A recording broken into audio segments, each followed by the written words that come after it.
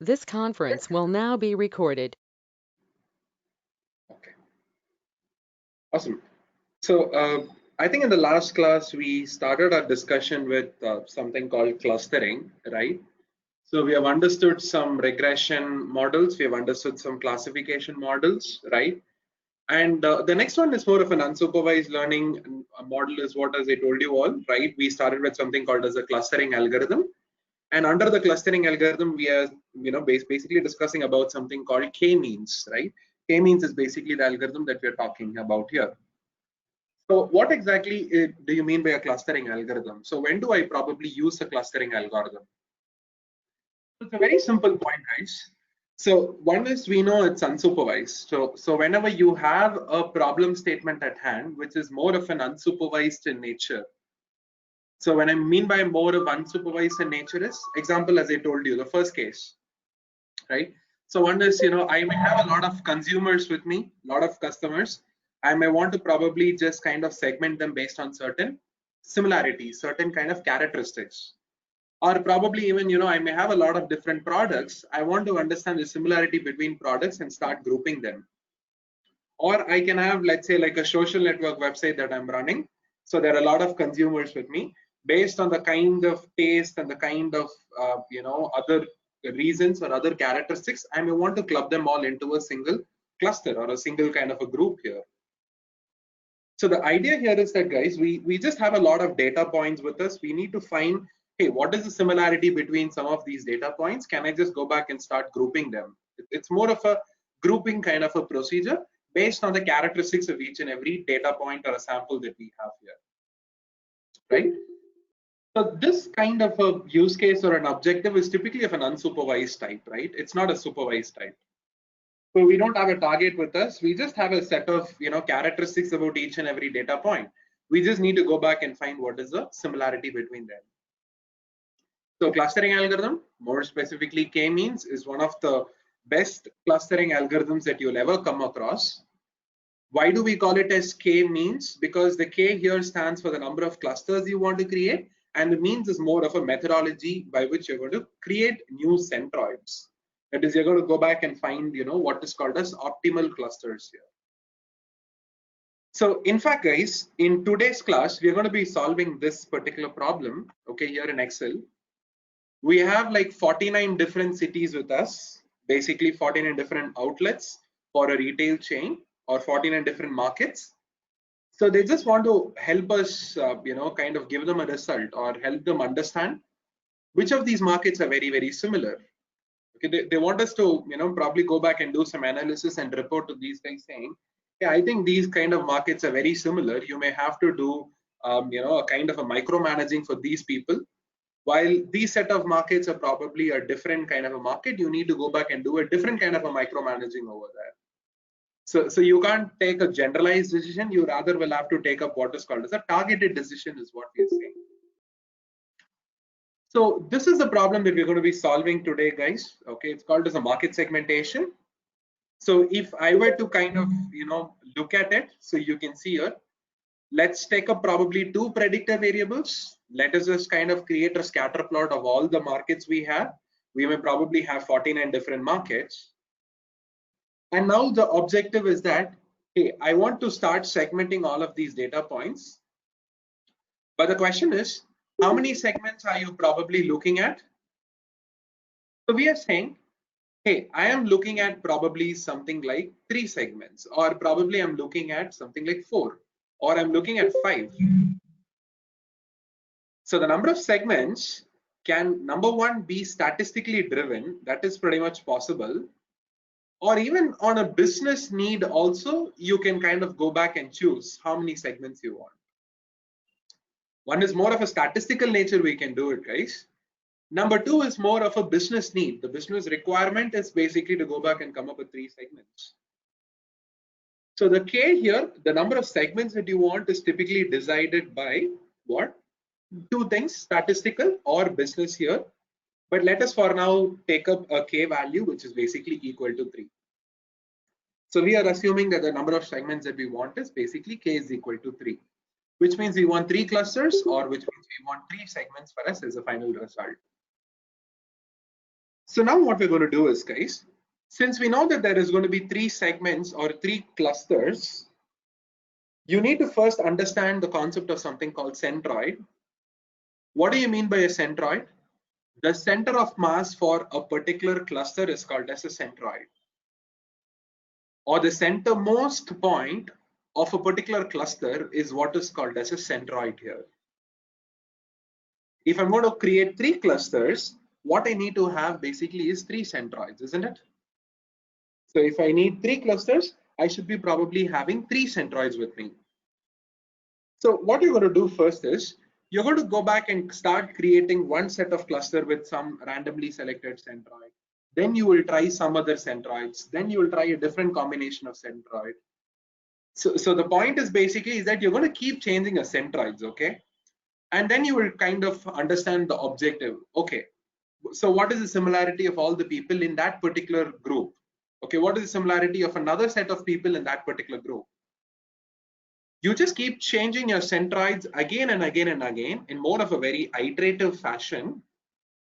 And then you say, hey, I think this is probably the best combinations of centroids, which might give me 3 clusters, where in each cluster I'm going to have my similarities to be so beautiful. It's going to be so high. And probably, the dissimilarity is going to be so less, right? So this is exactly what we're going to be doing, guys. We're going to keep changing the centroids because we need 3 clusters. Each of the clusters can have their own centroids. If I could just keep coming up with different centroids, it means different cluster combinations. From all those combinations, which combination is probably the best? That's exactly what we are trying here. So let me jump into the k-means algorithm, guys. The actual algorithm of how it works.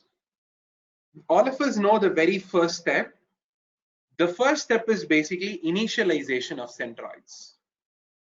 So the first case is what? Somebody has told us that, hey, k is equal to 3. I want 3 clusters, which means there's going to be 3 centroids. I need to come up with certain initial centroids to at least start with my calculations. So you have 2 methodologies of coming up with this particular centroids, guys. Number 1 is something called as a random partitioning method. Number 2 is something called as a foci method. So what is number 1? Number 1 is basically a random partitioning method, while number 2 is basically a foci method. In a random partitioning method, what happens is it is basically going to randomly start assigning clusters for these people. Okay, so in a random partition, which is the first method, which is not so heavily adopted, but I'll just give you an idea of what is a random partition method. Okay, so in a random partition, what happens is, let's assume you have data points like this. Okay, your random partitioning method will directly go and randomly start assigning clusters for all of these people. So you'll say, okay, why don't you go into 1? You also, why don't you go into 1? All of you guys go into 1. Then he'll say, hey, these people are all supposed to go to the 2, the second cluster. Hey, these people are also probably part of the second cluster. Hey, only these people are all part of the third cluster. So what the random partitioning will do is, it will start randomly assigning cluster values for these people, and what you will end up with is directly what your clusters here. So I know that k is equal to 3. I need 3 centroids. It's okay. You have 2 methodologies. Number 1 is something called random partitioning method. Number 2 is the foci method.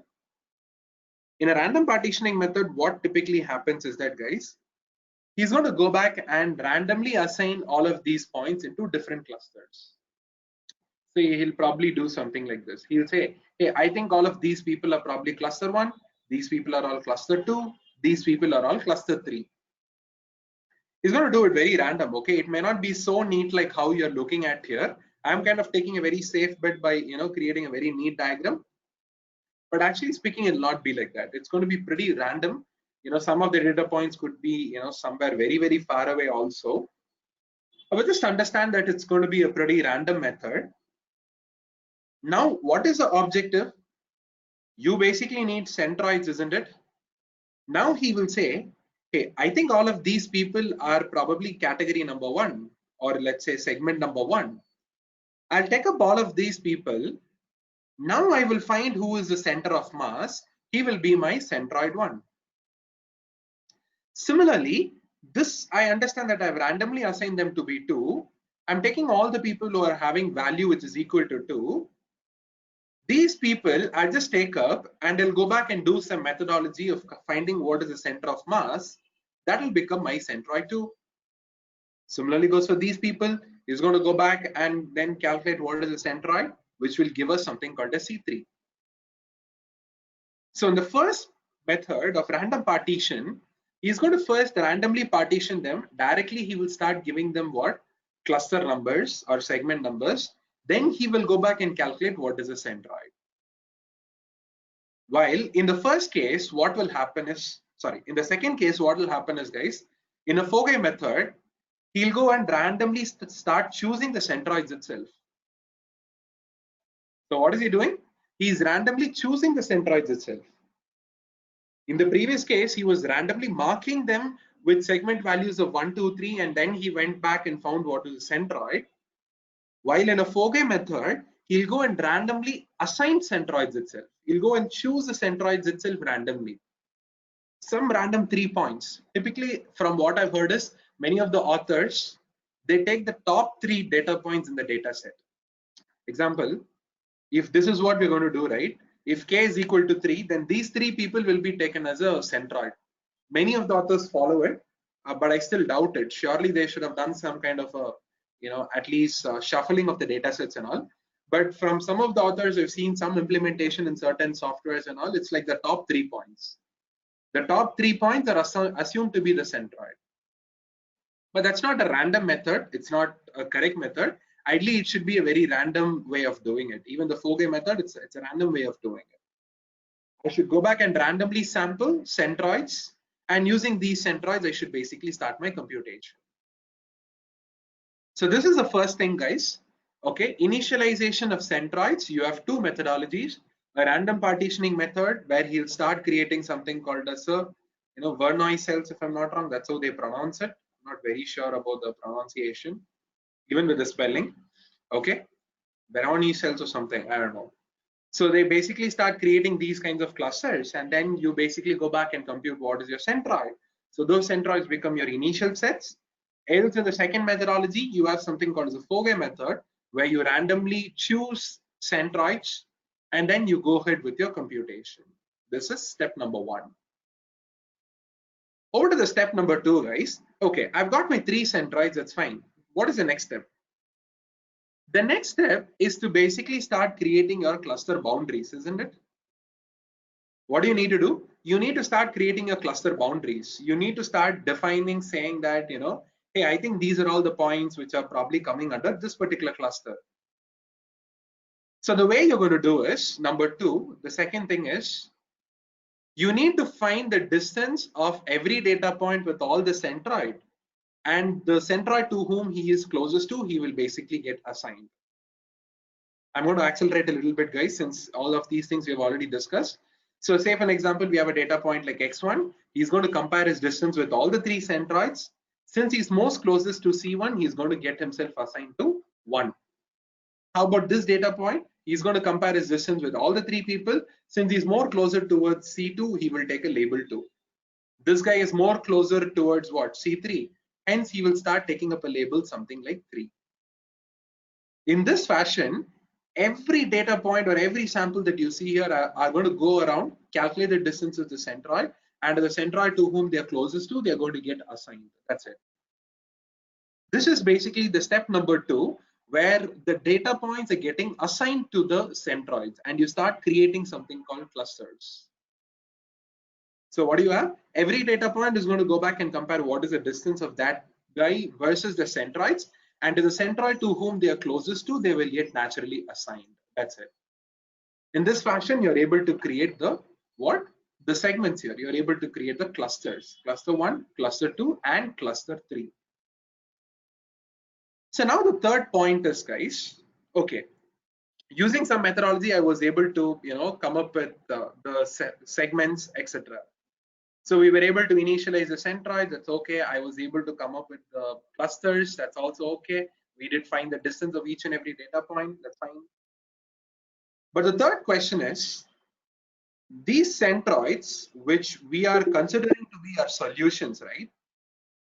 The question is, are they even the optimal solution? Or are they even the best solution that you can come up with?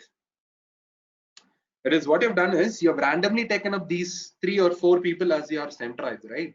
You are able to create your cluster. But is it the real answer? Is it the right one? Because probably you can say that, I could have probably had something like Seattle, then I could have probably had something like New York or somebody like Columbus, or I could have somebody like, Austin. These 4 people could have also served as my randomly picked centroids. So what is the difference between them versus this person? So the point is, the initial centroids that you've taken is obviously not going to be the correct solution. They are not going to be the perfect centroids that we wanted, who will give you a lot of similarity within each of these clusters. So what we need to do is, after I come up with the initial centroids and we come up with the cluster, we need to go back and check if it is really the optimal solution or not. So what are we going to do? We're going to go back and evaluate, hey, is this really the correct segmentation he has done? I don't really think it's probably the right segmentation. So can you just go back and evaluate with a particular number? Why don't we go back and evaluate it? If it's good, it's fine. If it's not good, we need to do something else. So the next question is, guys, he's going to go back and evaluate these clusters. How is he going to evaluate? For evaluation, there are basically 2 criterions you need to understand. The first one is something called as between cluster sum of squares, while the second item is basically within cluster sum of squares. So what do we have, guys? We have got the centroids, we have created the clusters, that's all okay. We need to go back and evaluate this particular solution. So number one is, we have a particular evaluation criterion. The first one is something called between cluster sum of squares, but the second one is basically within cluster sum of squares. You have between cluster S's, then you have within cluster S's. So you basically have 2 methods, or I would say 2 evaluation metrics. It's not a method, by the way, it's a metric. You have 2 metrics by which you can go back and evaluate these people. So what typically happens is, if you kind of observe one, the other thing will easily be satisfied. Or if you observe this one, this guy will be satisfied. So it is just that 2 names you have here, 2 different metrics, but they actually mean the same, kind of mean the same. They are doing the same work. So we have a between cluster SS, we have a within cluster SS, okay? So this within cluster SS is typically what is observed all the time. So all of the models, you're going to observe the within cluster SS only, not the between SS. I'll tell you what is the between SSs, but let me jump into the within cluster SS. So the point is, guys, with the first centroid, he was able to create probably solutions like this. So what is he doing? He's probably creating solutions like this. So the C1 is going to compare with every data point on how far are they. So what is the C1 doing? The C1 is going to compare with each and every data point, and it is going to find how far is each and every data point from this particular centroid. So say for an example, you have 5 data points. Let's assume that you had 5 data points. Okay, this is my first, second, third, fourth, and fifth. I have 5 data points. So my C1 would compare what is the distance between C1 and D1, C1 D2, C1 D3, C1 D4, C1 and D5. So C1 is going to compare its distance with D1, D2, D3 goes on up to D5. Correct? Now say for an example, this is my cluster 2, centroid number 2 is available. Let us assume that we have 4 data points right now. So what this guy will do, he will compare his distances with all the 4 people right now. By the way, I didn't tell you what the distance is yet till. I'll go back, okay, and I'll tell you what the distance metrics are. I'll come back in the next iteration. So what are we doing? We're going to calculate the distance with centroids and these 4 data points. So once again, C2 with his D1, D2 up to D4.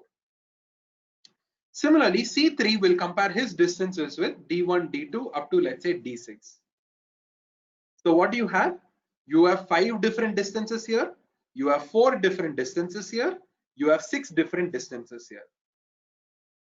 If I sum up all the distances of these 5 people, that will be the within SS for the first cluster. If I add up the total value, that is the 4 distance values of this cluster, that will be my WSS2. If I add up these 6 distances of this particular cluster, that will become my WSS3.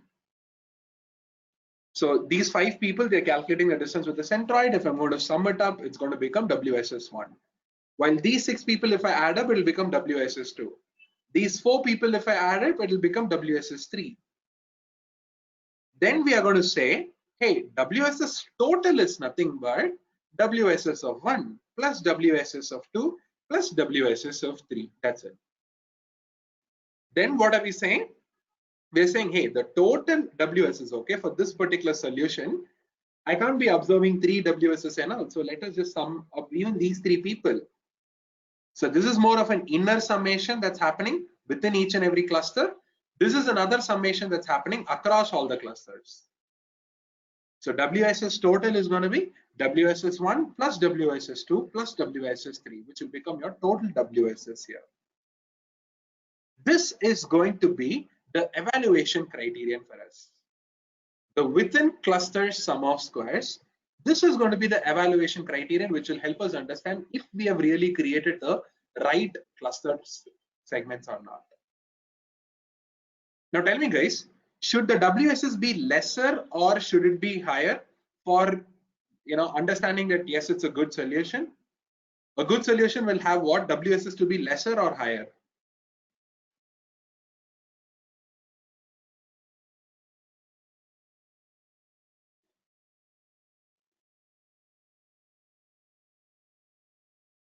So a good set of centroids who's giving you a good clusters, right? Should they probably give you a WSS which is lesser or higher?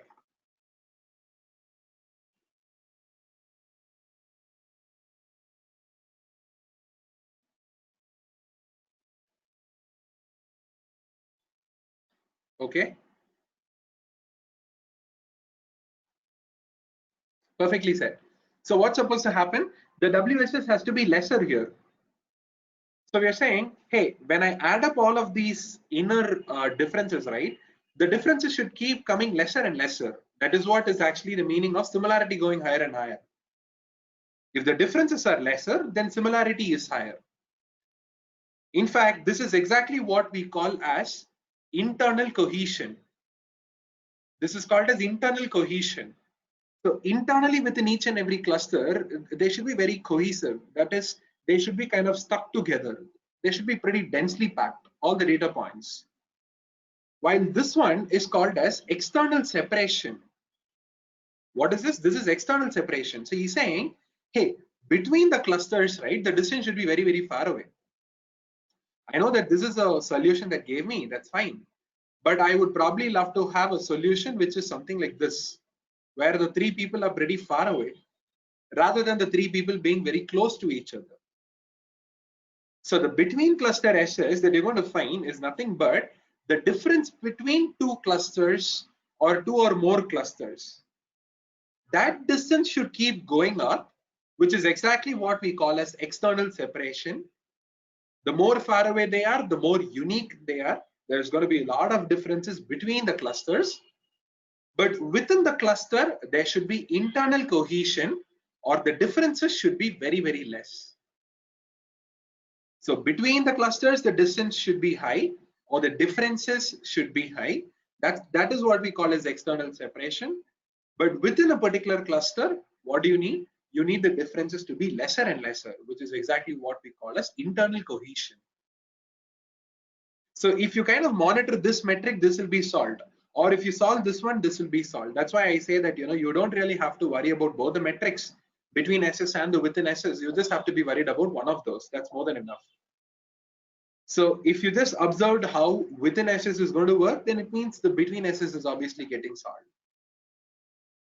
So within cluster sum of squares, how are we doing it? We are calculating the distance of each and every data point with the centroid.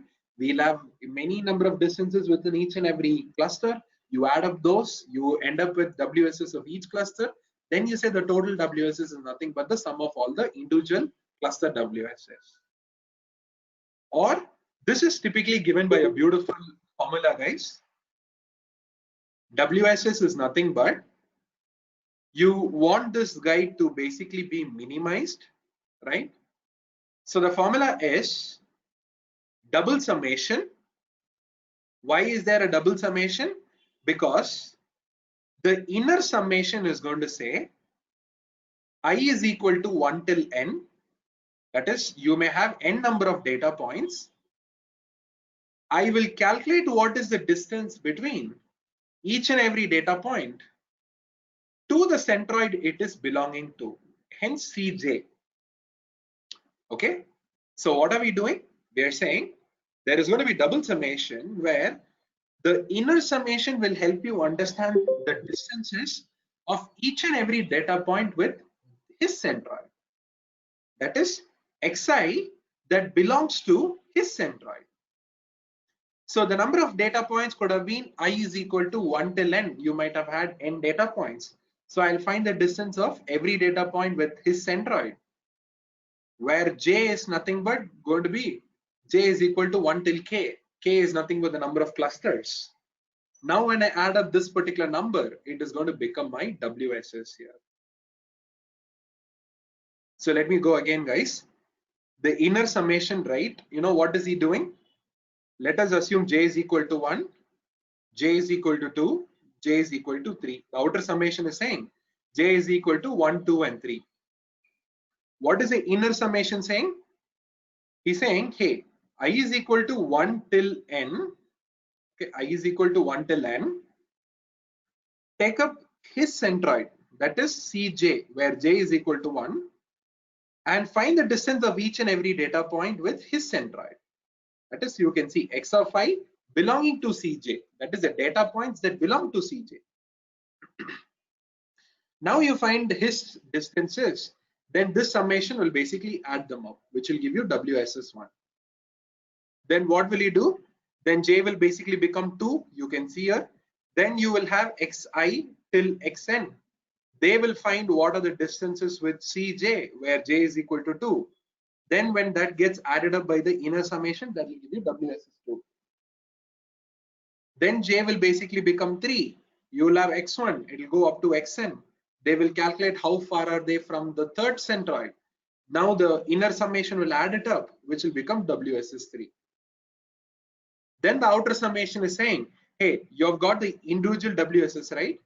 I will find the total WSS by finding WSS of 1 plus WSS of 2 plus WSS of 3. That's it. So the inner summation is going to go and find the individual data points distance from the centroid, which will become the individual WSSs that you see, while the outer summation is going to add up these individual WSS to basically give you something called WSS total. So this is the formula for WSS, guys. So WSS total is basically nothing but you want to minimize it. This is going to be the objective. It is double summation where the outer summation is equal to 1 till k. Why k? Clusters you're going to create. I is equal to 1 till n, that is n data points, where this xi is going to belong to Cj, that is that particular centroid only it should belong to, because you have to compare with those people. Find the distances, add them up using the double summation, which will become the WSS, which you ideally need to minimize. This is basically going to be the objective of a k-means model here. This is the objective. We basically want to minimize this particular guy. So we're saying, hey, this is going to be my evaluation metric, something called WSS, and this guy basically has to get minimized. So we are asking him to basically minimize this particular WSS here, guys. So the question is, how do I kind of minimize it? So what you did was you first took a particular centroid, right? You created some cluster, right? Then what did you do? You went and evaluated it. I think it was not so good. Hence, what you need to do is you need to come up with new set of centroids. Hence, we are coming up to the fourth step right now, guys. So the fourth step is you're saying, hey, post evaluation, I found the solution to be not so good. So I need to come up with new set of centroids. So we are saying we are coming up with new set of centroids. How do we come up with a new set of centroids? That is exactly when the k-means, the means is actually going to do its work here. So what are we saying? We're saying new centroids. It's basically the k-means, right? That's the name. The means is going to come over here. He's going to help us find what is a centroid. So let me do something, guys. Let me just parallelly kind of solve it in Excel, shall we? So that it's kind of very proper in understanding. Okay. Let's go back and do that. Let's parallelly solve it in Excel. So let us go to the Excel. Let's look at this particular case. As I told you all, we have the 49 cities with us, right? Or 49 different markets. We need to understand the similarity of all of these markets. Okay. Now, what I will do is, there's just one small thing I will quickly do it. I'll not tell you why I'm doing it right now, but once towards the end of the day, you'll understand.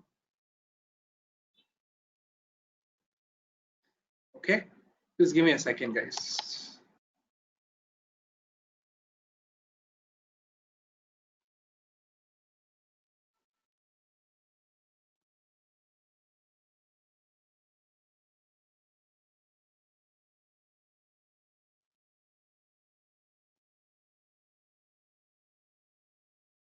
Okay. So this is basically a data transformation step. I'll tell you what is exactly happening here. Okay, so don't worry, guys. Now forget all of these things. Okay, forget this particular piece. I'll just kind of make it hiding. So you can see here, these are the different cities available with us, guys. There are 49 different cities or 49 different markets, and these are the predictors available with us. Okay, these are the variables it is available with us. Okay, so what are the variables? It is the amount of black population, the amount of Hispanic population, Asian population, what is the age, and then what is the unemployment rate, and what is the per capita income. So we have all of these features with us. Okay, and we have the suitable values also here at the bottom. So let us go back to the clustering algorithm. So what is step number one? Step number one is basically initializing centroid. So the common methodology adopted is the four-way method. So I'll just go back and you can see here, guys, this is my centroid table, by the way. Okay. So what we will do is we will choose some four cities. Okay. So I will just say, hey, I want probably city number 1, I want city number 10, I want city number 12, and city number 35. So we are saying I want these four cities to be assigned as my centroid. So 1, 2, 3, and 4. We are taking up 4 centroids. Why? Because you're saying k is equal to 4. Okay. So there are 4 centroids that we are assuming. K is equal to 1, 2, 3, 4. Okay. So I'm sorry, k is equal to 4. The centroids are 1, 2, 3, 4. The 4 cities that we're going to take up as the centroids are 1, 10, 12, and 35. Or to understand what is the name, I'll do a quick VLOOKUP. I'll say, hey, this is the name that you will have to search. Where should I probably search? You should search it here.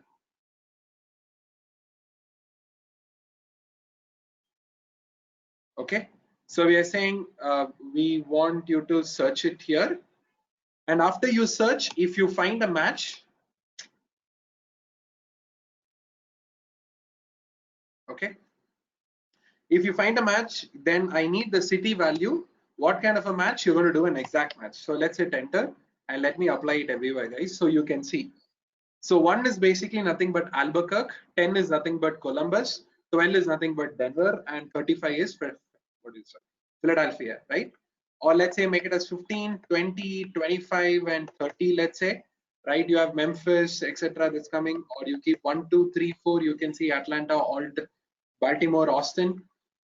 So if I could keep changing my numbers here, I'll get the different cities, right? So you can assume any centroids. I'll probably take up 1, 2, 3, 4. Albuquerque, Atlanta, Austin, and Baltimore. So we are taking up these 4 cities right now, and these are the names of the 4 cities. Now what I will do is, I need the values of all of these people also. Once again, for this reason, we'll say, hey, equal to VLOOKUP. I know this is the city number. I want you to search for this city number where? In this particular area. So this is the area where you need to search. After you find it, can you please let me know what is the black value that they had? That is a black population percentage they had, which is the ninth column. So I'm saying 9 is the value. And what kind of a lookup are you going to do? You're going to do an exact match. So let's hit enter. He's saying, hey, for Albuquerque, it is minus 1.18. So what is he saying? He's saying it's minus 1.18. So let me do something. Let me keep this particular h constant. I'll hit enter. So I can just drag it everywhere here so you can see. So the Hispanic population has been 1.24. Age has been 0.06. Income has been minus 0.88. Let's apply it for all the data points. Okay. So what is the change here? The change here will be, it should always be 3 only. It shouldn't be 3. Okay, now you guys can see. So for the second city, which is Atlanta, these are the values. Can you see it? It's perfectly matching. The third city, Austin, you can see the values are perfectly matching. The fourth city is also perfectly matching. Or probably let me go back and change the city numbers. Okay, so I'll keep the city numbers to be 5, 6, 7, and 8. So who is 5? It's Boston. Go back and check for 5. You can see the values are matching. Then number 2, you can see here, these guys are also matching. Number 3, or let's say number, the 7th city, Chicago, he's also perfectly matching. Over to the last guy, even the last guy seems to be matching, right? So you're basically bringing up the values here, guys, that's it. So whenever I keep changing my centroids, I will try for different combinations. So if I keep changing my centroids, the suitable values should also change here. That's it. That's exactly what we are trying. So step number 1 is what? Initialization of centroids. This is perfectly done. What is step number 2? Step number 2 is basically coming up with the clusters. So basically what do you need to do? You need to go back and check each and every data point. How far are they from the centroids? And then you need to start assigning them, isn't it? So what is step number 2? You're going to say, hey, each and every data point should compare with the centroids. To the centroid whom they are closest to, they will basically get assigned, right? So how are they finding the distance right now? That is a question that we need to ask. So to find the distance, the most commonly used distance metrics is something called a squared Euclidean distance. What do we have? The most commonly used metric is basically something called as a squared Euclidean distance, or another version of it, which is plain Euclidean. It's not squared, it's just plain Euclidean distance. Okay. What do you exactly mean by Euclidean distance or a squared Euclidean distance? Very simple, guys. Let's go back to the Excel. We know that this is one of the centroid, correct? I'll make a copy of it. So I'm going to go back and say, hey, this is one of the centroid. Okay. Similarly, let's go back. I know that I have 4 cities with me, okay? These are the 4 cities. Let's copy it. Okay, so these are the 4 cities. Let's copy it. And we can go here and I'll just paste it here, okay? So these are the 4 cities also available with us. So this is city 1, city 2, city 3, and city 4. I mean, all 4 cities are not required. I think just 1 city is more than enough. So I'll just take up 1 city. So what you need to do right now is you want to calculate what is the difference between this centroid versus this particular guy, right? I'll delete this one and I'll keep the other people. So you're asking this question. So you're saying, hey, this is my centroid and this is my city. Can you please let me know how much of differences are available between them? So how similar are they and how dissimilar are they? So say for an example, you have the different variables, right? This is variable 1, variable 2, variable 3, variable 4, variable 5, and variable 6. These are the different variables they have. So at each and every variable, you're going to ask a question, hey, how different are they probably? So what are you doing? You're saying, hey, the variable 1 value for this city was this much, while for this city was this much. How much of difference is available between them? There is 3.5 units of difference. Similarly, for variable 2, they had these respective values. Let's find what is the difference. Similarly, for variable 3, 4, 5, 6, you can see the individual variables difference is exactly what we have found. So the difference is variable 1, the difference is in variable 2, the difference is variable 5 and 6. You are able to find all the individual differences here, individual variances, isn't it? For second variance, the third variables, the fourth variables, the fifth variables, and over to the sixth variables. So it's like I give you two people, you want to compare what is the similarity between them. What would you do? You'll ask what is the gender? Okay, it's very similar. What is the age? It's very similar. What is the language they speak? Which is once again very similar. The region they come from, pretty similar. So you're taking up each and every variable and you're considering how much of similarity and dissimilarity are they probably having. The lesser the dissimilarity, the more similar they are. The more the dissimilarity, the more the values will also be, right? If it is very similar, the values will be lesser, but if it's not so similar, then the values will be higher. After calculating at each and every variable level, now you need to find the total, which is this entire total, which is equal to what? 2.13 something. So what are you basically doing? You're finding the differences at a variable level. Okay, so I would just say that, if this is probably all my x, and this is probably my y. I'll say x1, x2, x3, x4, x5, x6, y1, y2, y3, y4, y5, y6. I can just start subtracting them. x1 minus y1, x2 minus y2, x3 minus y3, x4 minus y5, sorry, y4, x5 minus y5, x6 minus y6. You're going to subtract every data point at variable level. So going back here, you're saying, given there are two data points, x and y with me, I'll do x1 minus y1 plus x2 minus y2 and goes on up to xn minus yn.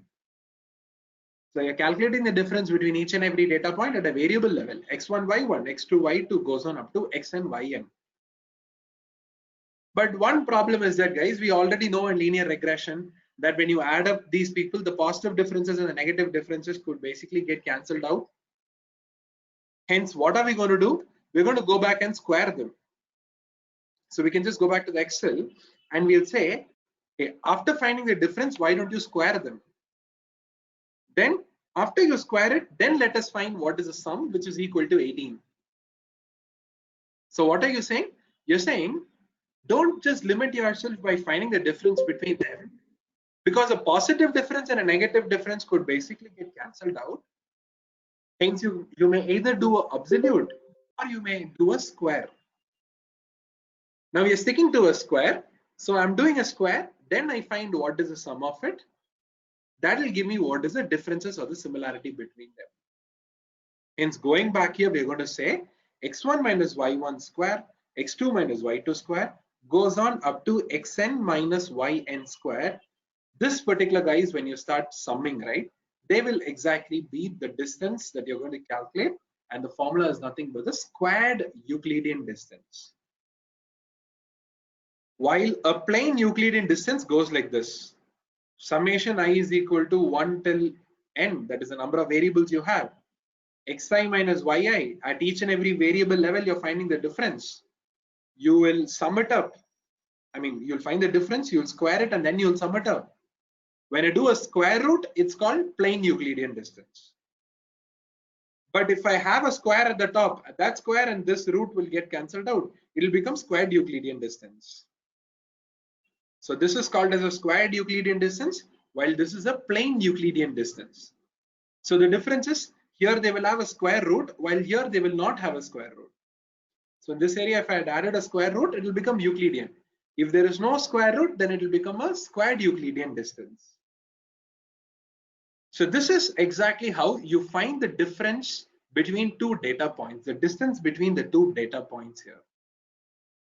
Or going back to the Excel, so how did we do it? We basically started subtracting each and every data point at a variable level. We squared it and then we found the sum. Or in Excel, there is an inbuilt function, something called sum of x minus y square. Can you see it? It's called sum of x minus y square, sum y2. It means sum of x minus y square. This is the first data point. This is the second data point.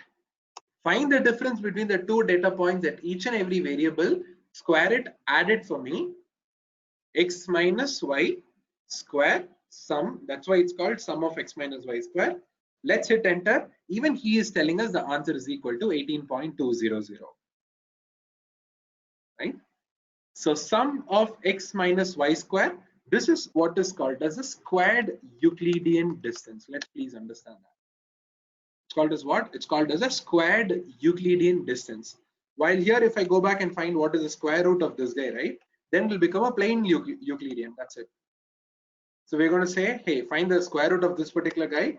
This will become plain Euclidean distance. That's it. Okay.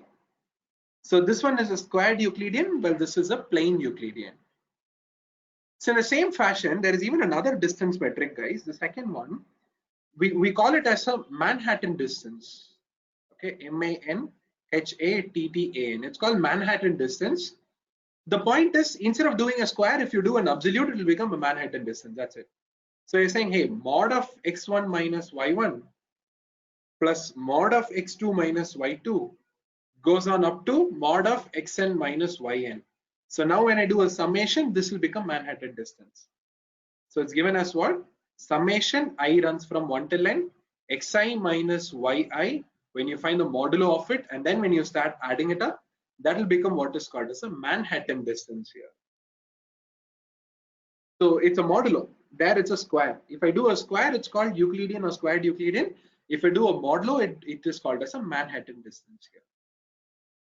So these are the two commonly adopted distance metrics, but squared Euclidean is heavily used. I'll tell you, every algorithm's predefined distance that they're using is basically squared Euclidean.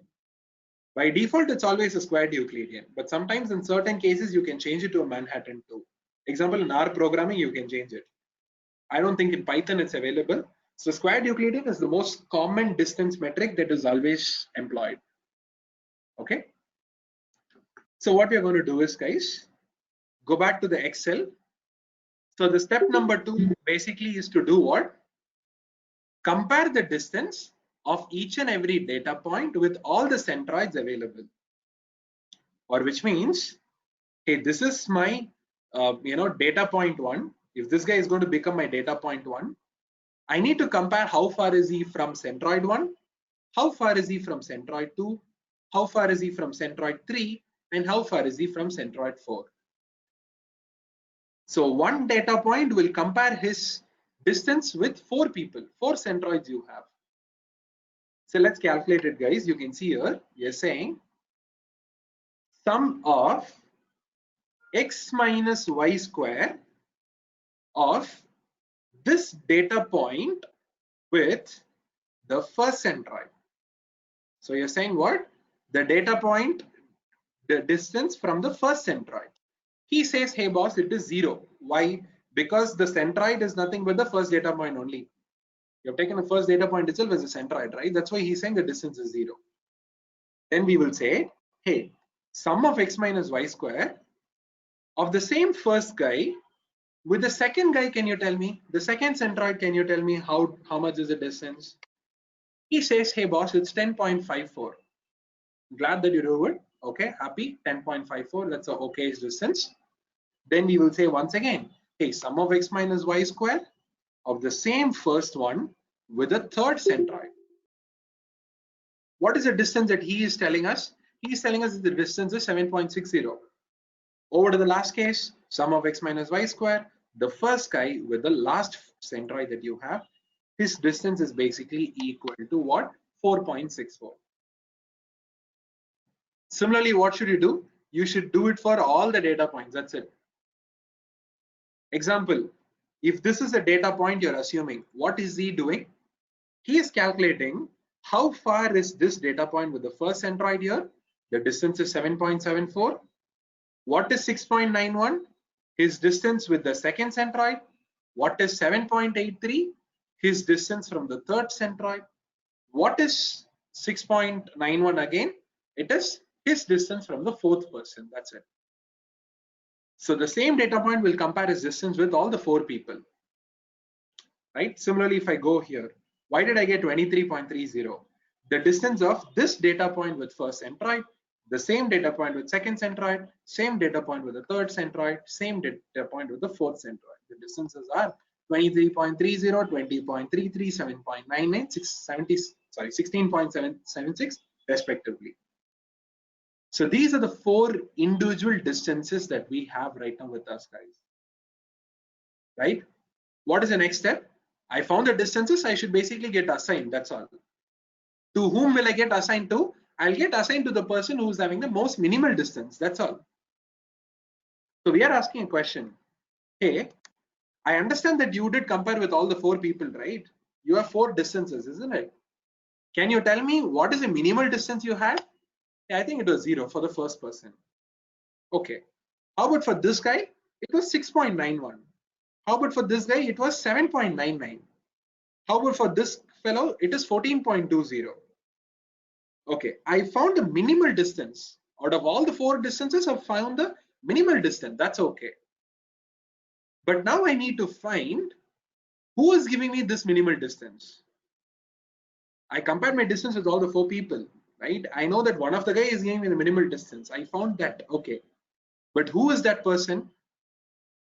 For the first data point, it is the first centroid. So I'll just go back and say, hey, equal to match. We're saying match this person with the four distances I have. What kind of a match do you want? I want an exact match. So I'll come back on the formula again, guys. Don't worry.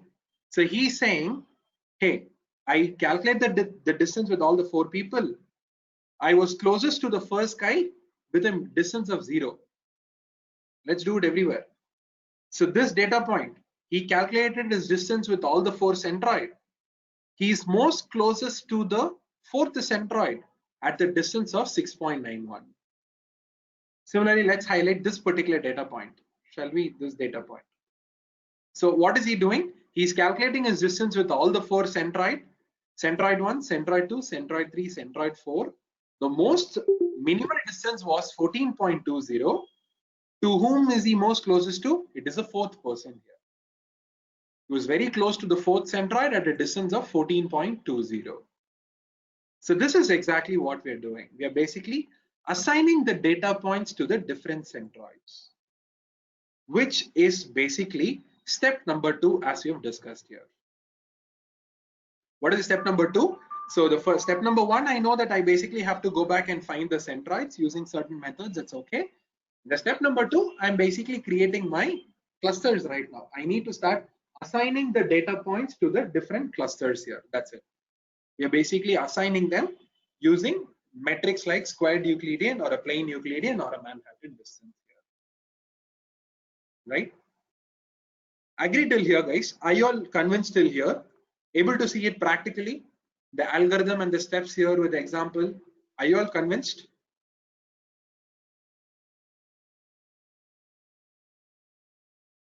So the first and the second step, are you all convinced?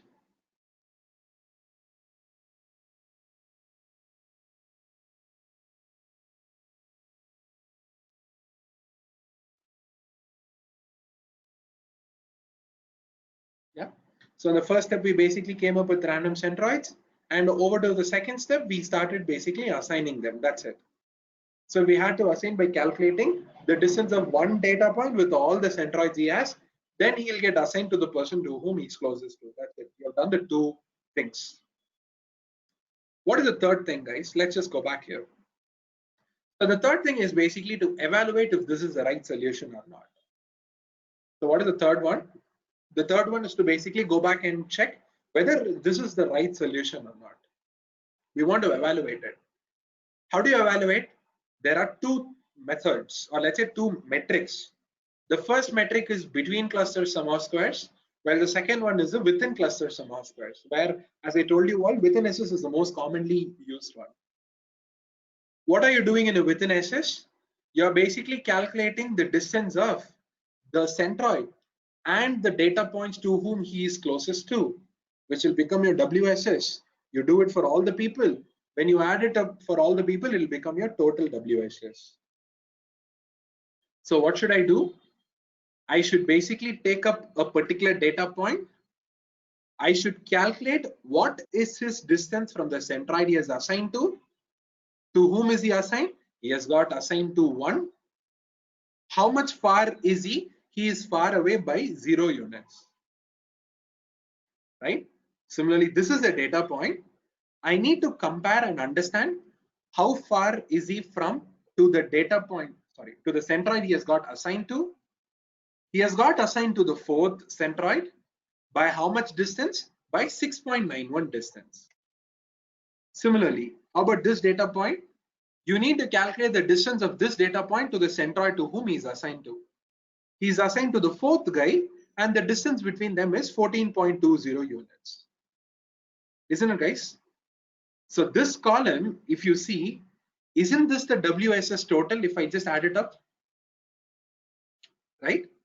So let's go again. See here, this is one data point I know. This is the data point I know. He has got assigned to cluster number 1 or centroid number 1. I need to find how far is that particular guy from centroid number 1, which is exactly what we have here, right? He's most closest to 1 by how much of distance? 2.78. So you're going to do it for everybody. For all data points you're calculating, how far are they from their respective centroids, and that distance is what we have right now. If I add this particular column, I will get my WSS, isn't it? Right? So what is this one? These are all the different WSS value. Right? Every data point is comparing how far is he from the centroid he has got assigned to. When I add this up, that will give me the total WSS. We are right now getting a total WSS of how much? 246.16. How much did we get? We basically got a WSS value which is equal to 246.16. Now the question is, hey, this 1, 10, 11 and 12 that I took, right? Is it even the right solution? Why can it not probably be 13, 10, 11 and 12? Okay, I checked 13, 10, 11 and 12. WSS is going higher, so it's not the right solution, which means 1 was far away better. Why don't it be 2, 10, 11 and 12? No, 2, 10, 11 and 12 also cannot be so because it's increasing. So I'll go back to the original solution. Hey, can it not be something like 1, 3, 11 and 12? Yeah, of course I think it can because it is reduced down, right? 1, 3, 11 and 12, of course it can be because the WSS has come down. How about we keep 1, 3, 11 and let's say 15? No, it's not the right thing because the WSS is going up. So this is the point, guys. Now we are saying, hey, this combination I've taken may not be the ideal one. I need to go back and check for new centroids or new solutions, which I feel will be the ideal one, which will give me the least WSS here.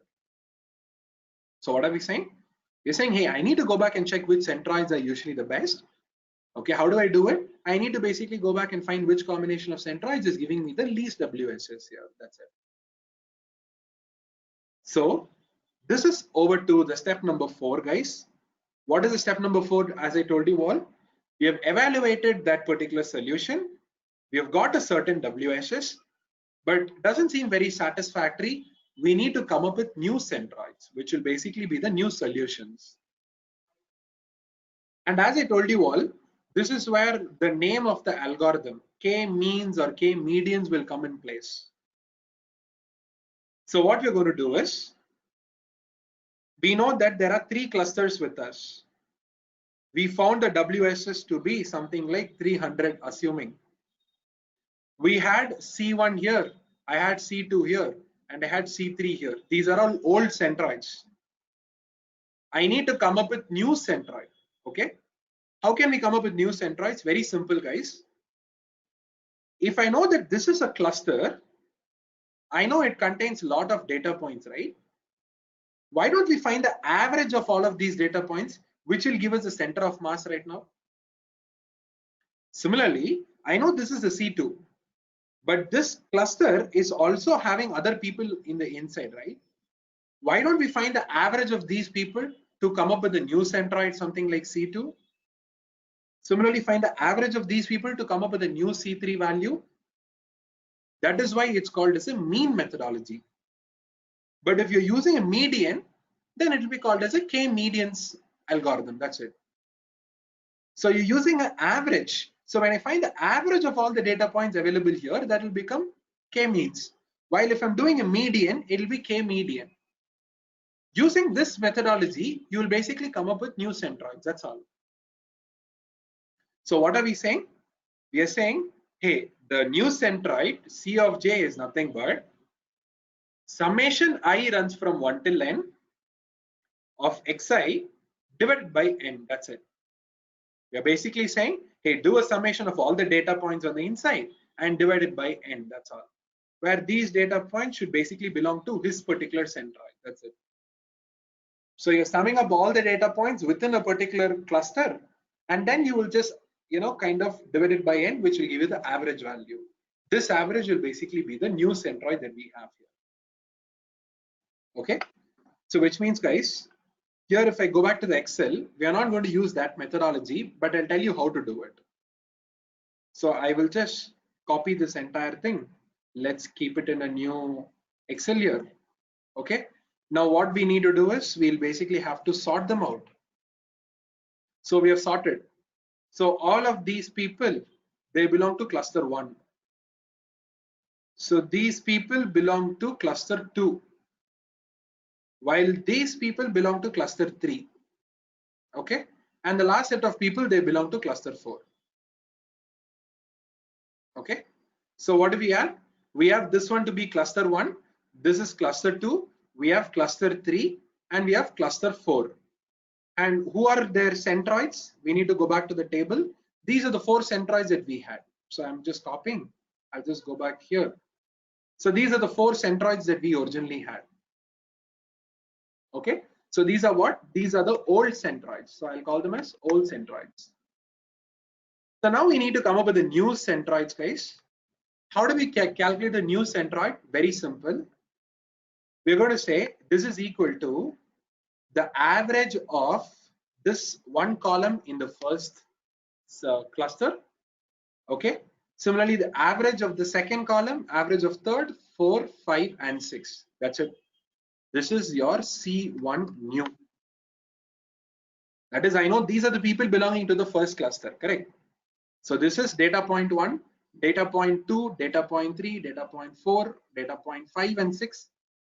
If I could just find an average of all of these 6 points, I will get centroid 1. Now I have 4 people with me. So now I will say, hey, the average of these 4 people, okay, in column number 1, column number 2, column 3, 4, 5, and 6, this will give me centroid 2, the new centroid 2. Similarly, the third centroid you can find by saying, hey, the average of only the people in that particular cluster in column 1, average in their column 2, average in column 3, 4, 5, and 6. This will become C3 new. Same case for C4 new. I'll say this is equal to average of these people. That's it. We'll just drag it here. Column in, average in the third column, third, 4, 5, 6 column. So C4 new, this will become the fourth centroid that we wanted. So originally we had these 4 centroids, but now these are the 4 centroids we will basically have. So centroid 4, this is centroid 3, this is centroid 2, and this is centroid 1. That's it, guys. So these are the 4 centroids we will basically have. Okay.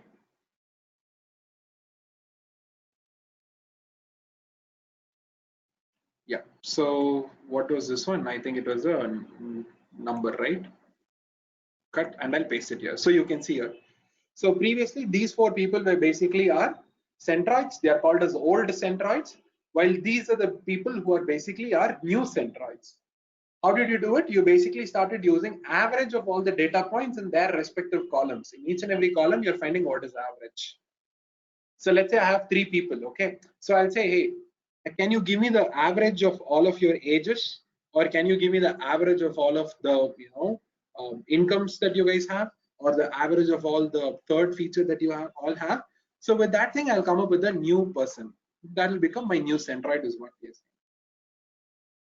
So this is what is called as a means methodology, guys. You're using mean to find the centroid, hence it's called k-means. While if you were using a median, it would have called as a k-median. That's all. With this particular methodology, what did you do? You just came up with a new centroid. Now what will you do? You will go back to the first step. Okay, I have my new centroid. Can you please create the clusters right now? Okay, I will create the clusters for you. Hey, is this even the right cluster? Is it a good solution? Okay, let us evaluate it. Post evaluating, if you still find it's not so good, you will go back and find the new centroid again using the same methodology. Then with this new centroid, you'll go back and create the cluster. You will evaluate him. Then you're saying it's not so good. Hence, you will go back and create the new centroid again. So this keeps happening as a recursive procedure as your WSS keeps coming down and down and down. Your WSS should keep coming down. Only when the WSS is very, very less, it's going to probably kind of stop. But there are better stopping criterions. I'll tell you how it's going to stop. But I'm just telling you all. So as the WSS keeps going down and down, we are very happy. So only when it is to the lowest as much as possible, then you stop it. You say, hey, I think this is the solution that I wanted. Okay. But in our case, guys, a small change in the Excel way. In Excel, in this problem, we are not going to go back and find the new centroid by keep averaging, but we will just keep finding the new centroid by changing the choice here. So I will probably have 1, 2, 3, and 4 to be the centroid. But later on, I will try with 20, 30, 40, and 50 probably. Or later on, I can try with 15, 16, 17, and 18. So unlike in the other case where you're using a mean to come up with the new centroid, here we're going to keep exchanging the centroid. That's it. So we're going to say, okay, I took the first 4 cities, then I will take up another 4 city, then I'll take up another 4 city. So here, actually speaking, in a business fashion, doing a mean may not be the right thing. So I'll tell you why also in some time. As of now, let's not deep dive into why a mean is not really the convenient way of doing for this objective. But in this case, what are we going to do? We are saying, hey, I don't think this is the best solution. 1, 2, 3, and 4, I don't think to be the best solution. We need to go back and find the best solution by iterating this one. Try for different combinations. So it becomes a combinatorial optimization problem. It becomes what? It becomes a combinatorial optimization problem. Should it be 1, 2, 3, 4? Or should it be 1, 5, 6, 7?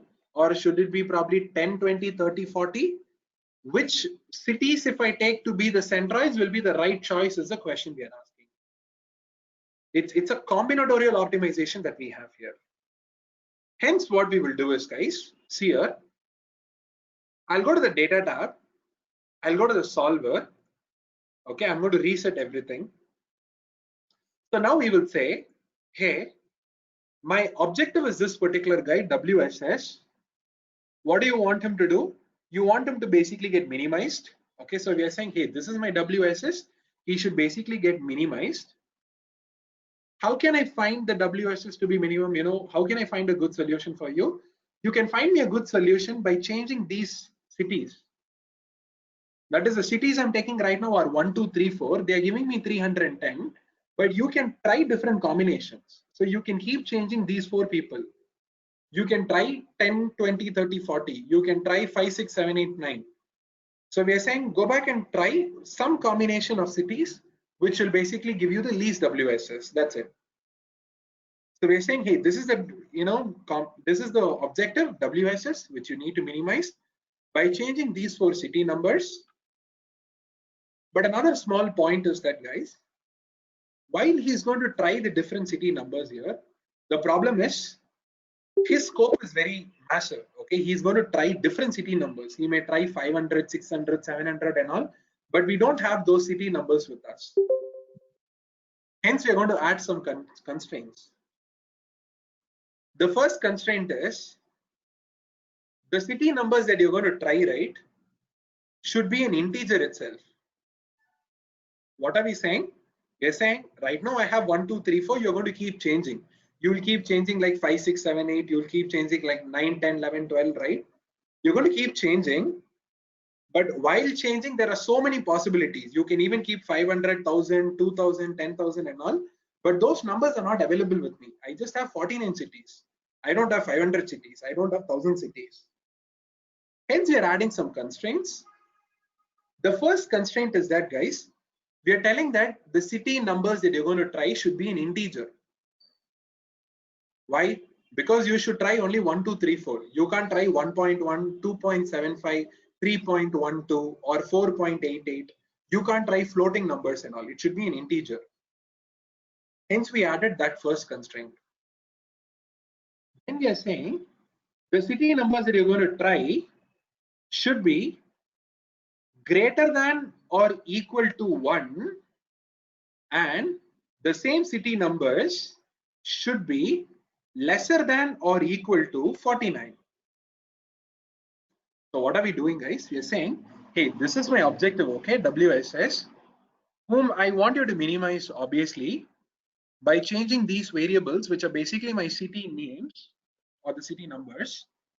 But a very strict thing that you need to follow is the city numbers that you're going to try should be an integer. You can't try something like 1.1, 2.3 or 7.56, 8.92. No, you can't. It needs to be an integer. You can just try 1, 2, 3, 4, 5, 6, goes on like 500,000, 2,000 and all. So it should be an integer. But another problem is I see that you can try 500,000, 2,000, 20,000 and all. Unfortunately, those numbers are not available with us. We just have 49 different markets. I don't have 2,000 markets. I'm not Walmart. I'm Dalmart. Okay. So hence we are saying you're supposed to try only between 1 to 49 combinations. So 1 to 49. Choose any number. You can have any number, but only between 1 to 49. So these are the two constraints we are adding. Then he's asking a question. Hey, should I make unconstrained variables non-negative? There are no variables which are not having any constraint. So these are the people, they are having constraint. So keeping them, not keeping them doesn't make a difference at all. Now let us hit solve. You guys can see here at the bottom. Do you see it? He's actually solving it. Look at the objective. It has become 167. Previously it was 170. Now it became 165. How many solutions? You can see 7,000, 7,800, 8,000, 9,000. He's trying so many different solutions. And he's observing what is the objective. So the objective is what? 165.35 for now. Let's see if he's able to improvise it anymore or not. Okay, it's trying for different combinations. 1, 2, 3, 4, 10, 11, 12, 13, 49, 5, 1, 2. He's trying for so many combinations. Then he's checking which combination is giving the least WSS. So can you see he's doing this, trial and error kind of a methodology. Now he's saying, hey boss, I did try the different combinations and all. And after trying out all the different combinations, I have found one solution where my WSS is very minimal. So let's say, okay, I would like to see the solution. So the solution is basically city numbers 24, 34, 43, and 25. These are the 4 people who should ideally be the 4 centroids, which will give you the least WSS possible, which is 165.35. So what are we saying? Out of the 49 markets, these are the 4 markets that you should be having. LA, San Francisco, Memphis, etc. So you need to have these 4 people to be the different markets. I see that these 4 people are very, very different. And the people coming under these people are very, very similar. So they'll give you the least WSS, or on the opposite, these 4 centroids will give you the higher BSS, between SS. So these are the 4 markets which should ideally serve as the centroids for you, and they'll give you the 4 clusters, right? And he's saying, yes, I did find the distance of each and every data point and all. We were able to assign them, and this is the final classification that you can see. So this data point is coming under the 2nd cluster. This guy is coming under the 4th cluster, Memphis. He is coming under the 2nd cluster. These guys are coming under the 1st cluster. So each and every data point is also getting assigned to the different clusters that you see here. We have 4 clusters, and you can see that they're getting assigned to the 4 clusters here. Every data point is getting assigned. So this is exactly how you quickly solve a market segmentation problem here in Excel.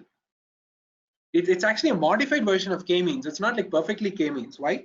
Because in a perfect k-means, you would have found the average and then you will come up with new centroid. But here we are not doing like that.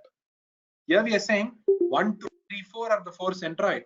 Later on, try for 10, 20, 30, 40. We are saying no, average and all cannot be done. When you do an average, you will come up with a market which is not even available with me. So I don't think I can use it. So only out of the 49 different markets, you can choose any one that you like. You can keep, trying out different trial and errors. Okay. So this is the point, guys. So we are saying you can't do an average here and you can't come up with an entirely new market for me. Only out of the 49 different markets, you can just choose one. You can keep iterating and coming up with different combinations. So this will give you new centroids, and those new centroids are always getting evaluated. And if the evaluation turns out to be not so good, you go back and once again find new centroids again. It's a repeated iterative procedure till the stopping criterions are met. Okay, I'll tell you what the stopping criterion is in fact in a couple of minutes. So it'll basically be a pretty iterative procedure, guys, till the stopping criterion is basically met. Okay. Now tell me, guys, are you all okay till here? Were you all able to follow? The 4th step also, is it okay? And how did we solve this entire market segmentation problem? Is it okay? Any questions till here?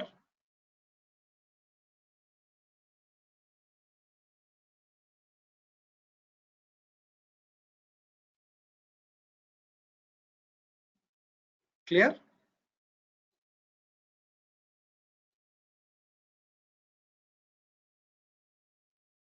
Okay.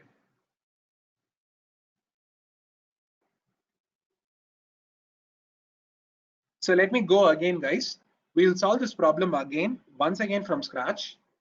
Okay, so let me take up everything. I'll keep it as normal, but I'll make it as bold and I'll keep it to the center. Okay.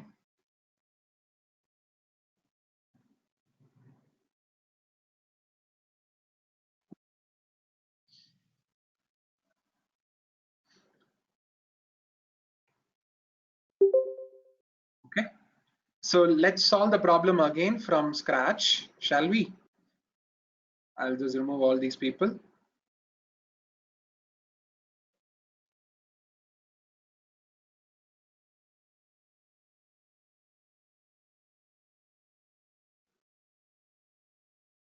Okay. So this is the original set of variables. This is the transformation that we're going to do. Okay. So we'll solve the problem again, guys, from scratch. Okay. There are a couple of more pointers to add. Now in the second iteration, you'll understand. Okay. What are the different things we are trying to achieve? So let me keep it like this. Okay. Great. So let's go again, guys. So we are solving a market segmentation problem. We have 49 markets with us. So what is the market segmentation problem? We're basically saying that, hey, out of the 49 different markets, I wanted to just kind of narrow it down by saying, hey, these are the 4 or 5 different markets which are all, kind of distinct to each other. And these are like, 5 segments that you can see. That's exactly what we are trying to achieve. So I have 49 different markets. We are saying that, hey, I will try to find the similarities and the dissimilarities between all of these people and all. And I'll come up with 4 or 5 different segments, where each of these market will somehow be into any one of the segment of the 4 or 5 that we are going to calculate. So these are the 49 different markets. The characteristics of the markets are what? Black, Hispanic, Asian, percentage of populations, median age, unemployment rate, and the per capita income. So these are the different variables available with us. So we have 6 variables with us. Now what we're going to do is, guys, the very first thing that you need to understand is, in a clustering algorithm, we don't use the raw data. We typically do something called as a Z transformation. What do? We do something called as a Z transformation. We don't use the raw data as it is, guys. We typically use something called as Z transformation. What do you exactly mean by a Z transformation? Very simple. The Z transformation formula goes something like this. Okay. So the formula goes something like this, right? We say Z is equal to X minus mu by sigma. So what is a Z transformation? A Z transformation is basically given by the formula, which is X minus mu by sigma. That is very simple, guys. If you just go back here, right? If you observe each and every column, the units of each and every column are very, very different, right? So example, if you look at the percentage of black population, percentage can run only between what? 0 to 100, right? So let's look at age. Age can probably run from what? 0 to 80 or 70. Unemployment rate to a maximum of 10 or 15 is possible, right? Recession period, you'll have 10. So maximum of 10 or 15 might probably happen, right? Unemployment rates. Per capita income, you have his own scale. So for each and every people, you have their own scales here, correct? So the units or the scales of each and every variable are their own. But one problem is that, guys, say for an example, let us take up city 1 and let us take up city 2, okay? Or let's say consumer 1 and consumer 2. I'll call them as consumer 1 and consumer 2. So let's say I'm a bank holding company. I want to give loan for people, okay? I've understood that one of these guys is a fraudulent. Okay, he's a fraudulent guy. So I have the age of these people. I have what is the income of this guy and the number of years at the current residence. Okay, so these are the three variables I am taking for the two consumers I have, or the two customers. The customer ages are basically, for the first guy it is probably 20, while for the second guy it's probably 40. The income for the first guy, let us probably think that it's somewhere around $500. Similarly for the second guy is also like $500 or something, or let me take it as $5,000, let's say. Okay, the years at residence, here it has been 2 years. For this guy it's 3 years, example. Now what we're going to do is, guys, we're going to do the sum of x minus y square. So we'll say the sum of x minus y square for the first guy with the second guy. The distance basically is equal to what? Pretty massive.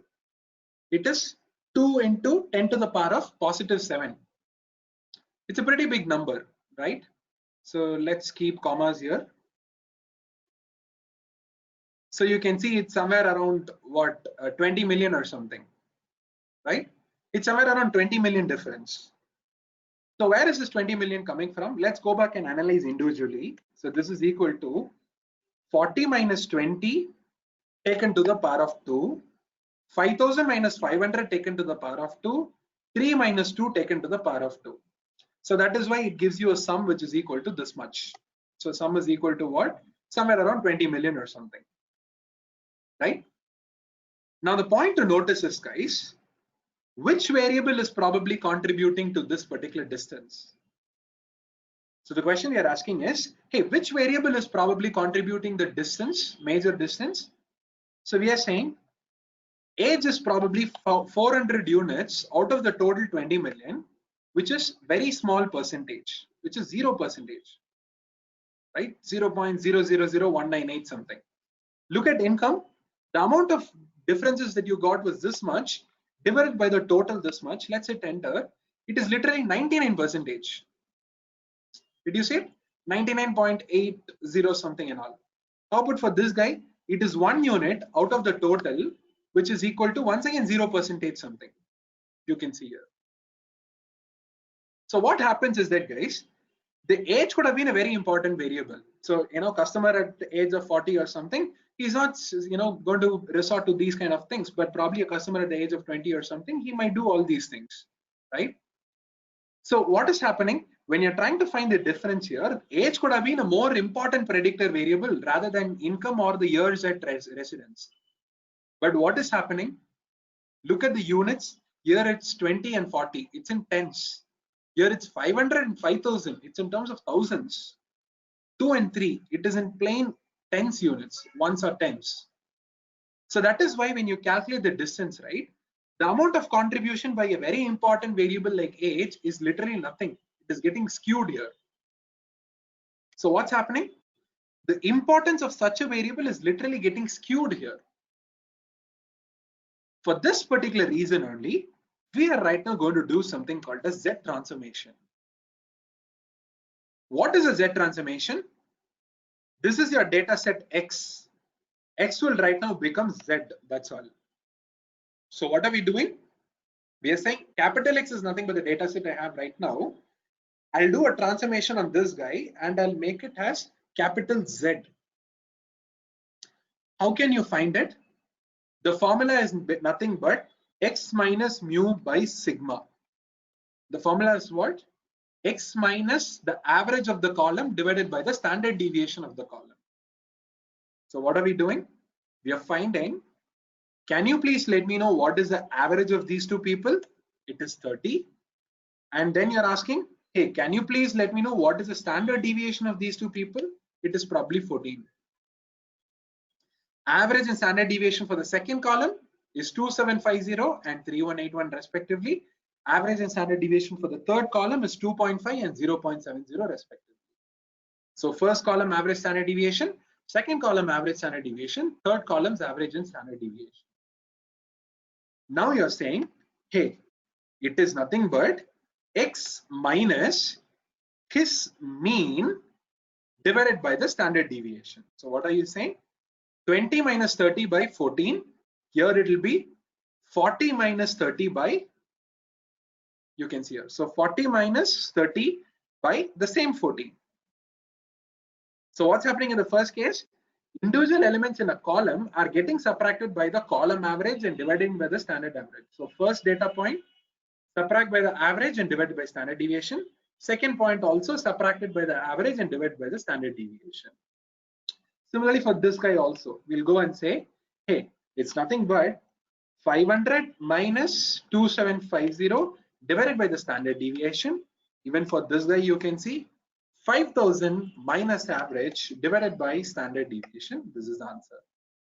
Go back here and say it is 2 minus 2.5 divided by standard deviation.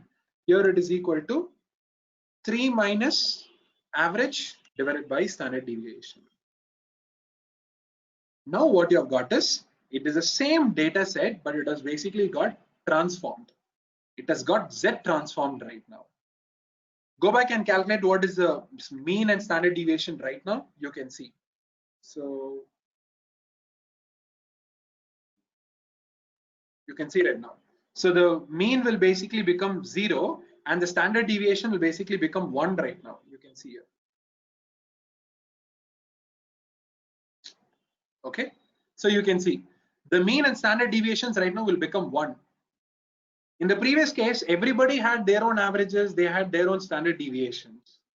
But now you're saying after I do this particular Z transformation, everybody will be located at the same point and they will have the same standard deviation. That's it.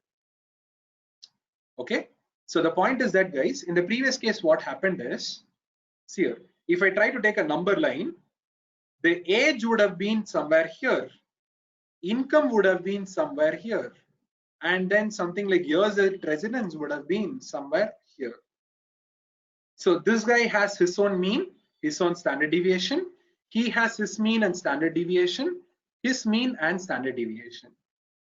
Now all you're doing is you're saying subtract by his particular mean and divide by standard deviation. So basically the point is you're asking him to get located at 0 and their standard deviation is equal to 1. Even here you're saying, hey, do X minus mu by sigma, no? You're basically asking him to come all the way till here and he will also overlap at the same area with the standard deviation of 1. Then this guy also, he's going to move and he'll become at the same area with 0 as the mean and 1 as the standard deviation. So all the distribution, you're just bringing it to the same line, guys. That's all. So what we're doing is you're literally just bringing them to the same line. That's it. So the first guy could have been something like this, while the second guy could have been so big like this, while the third guy could have been something like this. After you do a X minus mu by sigma, the first guy will be here, the second guy will be on top of him, and the third guy will be on top of both the people. They will all be located at 0 with a standard deviation of 1. So now you get to understand, oh, this guy is looking in this shape, he is of this shape, while the third guy is a bell shape. So you're just bringing them down to the same position and you're keeping the same standard deviation, that's all. So that the variables scales doesn't matter much. They don't give much of an effect for us. Now go back and find what is the sum of x minus y square. No, I'll go back and say, hey, sum of x minus y square. This is my first data point and this is my second data point. It is 6 units. Let us go and do it individually. Okay. First guy is giving 2. The second guy is giving 2. The third guy is also giving 2. So now you can see 2 by 6 is 33%. Another 2 by 6 is another 33%. Last case is also 33%. All the three people are getting equal importance right now. So you can see. While in the previous case, what happened? One of the variable got the most importance, while the other two variables did not get their importances at all properly. Now you can see all the three people are getting equal importance. So this is exactly the major reason on why we do a Z transformation. If you don't do a Z transformation, the scales of the individual variables will basically start influencing your distance measures, and some variable might probably suppress the effect of another very important variable. This is what is going to happen. Okay. While if you do this particular Z transformation, then the variable's importance will all be equal. So going back here, guys, what we're doing is we're doing the same thing. Hey, average of this entire column and the standard deviation of this entire column. So we are asking for the average and the standard deviation of this entire column, 24 and 18 respectively. Let's do it for all the columns. Now we will go back and say, hey, I need the Z transformation, okay, which is x minus mu divided by sigma. It is x minus mu divided by sigma. So now we need to apply it everywhere. So we are saying 1 has to be constant and 2 has to be constant. That's it. 1 and 2 should be constant, right? So when we just take it here and when we apply it here, you can see it. So what is this point? This point is nothing but x minus his mean by sigma. X minus his mean by sigma. X minus his mean by sigma. What is this one? Unemployment rate of 9 minus 7 by 2. Then it becomes 8 minus 7 by 2, 13 minus 7 by 2, 3 minus 7 by 2. So each and every column value are getting subtracted by their average column value and they're dividing by the standard deviation of their column value. That's it. Every individual values are getting subtracted by the average of the column and divided by the standard deviation of the column. This is capital X while this becomes capital Z. It's called as a Z transform data set. And find the average and the standard deviations, it's going to become 0 and 1. Okay, so the standard deviations are what? They are basically 0 and 1 right now. Now tell me guys, this step, is it okay? Is it clear for everybody? Step number 1, doing a Z transformation is very, very important. Else distances will, kind of get skewed and other things, or the importance will kind of get, skewed again. So it's very important that you do the Z transformation. Agree with me all, this methodology, why we are doing it, how is it really influencing our model's performance?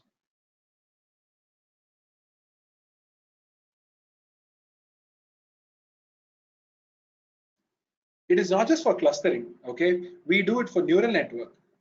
We do it for what else? Certain optimization algorithms. What more? That's it. For many other areas, we do the transformation. Even for linear regression, logistic regression, you can do it. The model's performance is going to be much more better. Okay, you can of course do it, but typically it's mostly used in clustering and neural network. Those are the areas where it matters the most. In other areas, it's not much. Okay, great. So now what is step number 1? Step number 1 is basically taking up random centroids. So we'll go back here. These are the 4 centroid, 1, 2, 3, 4.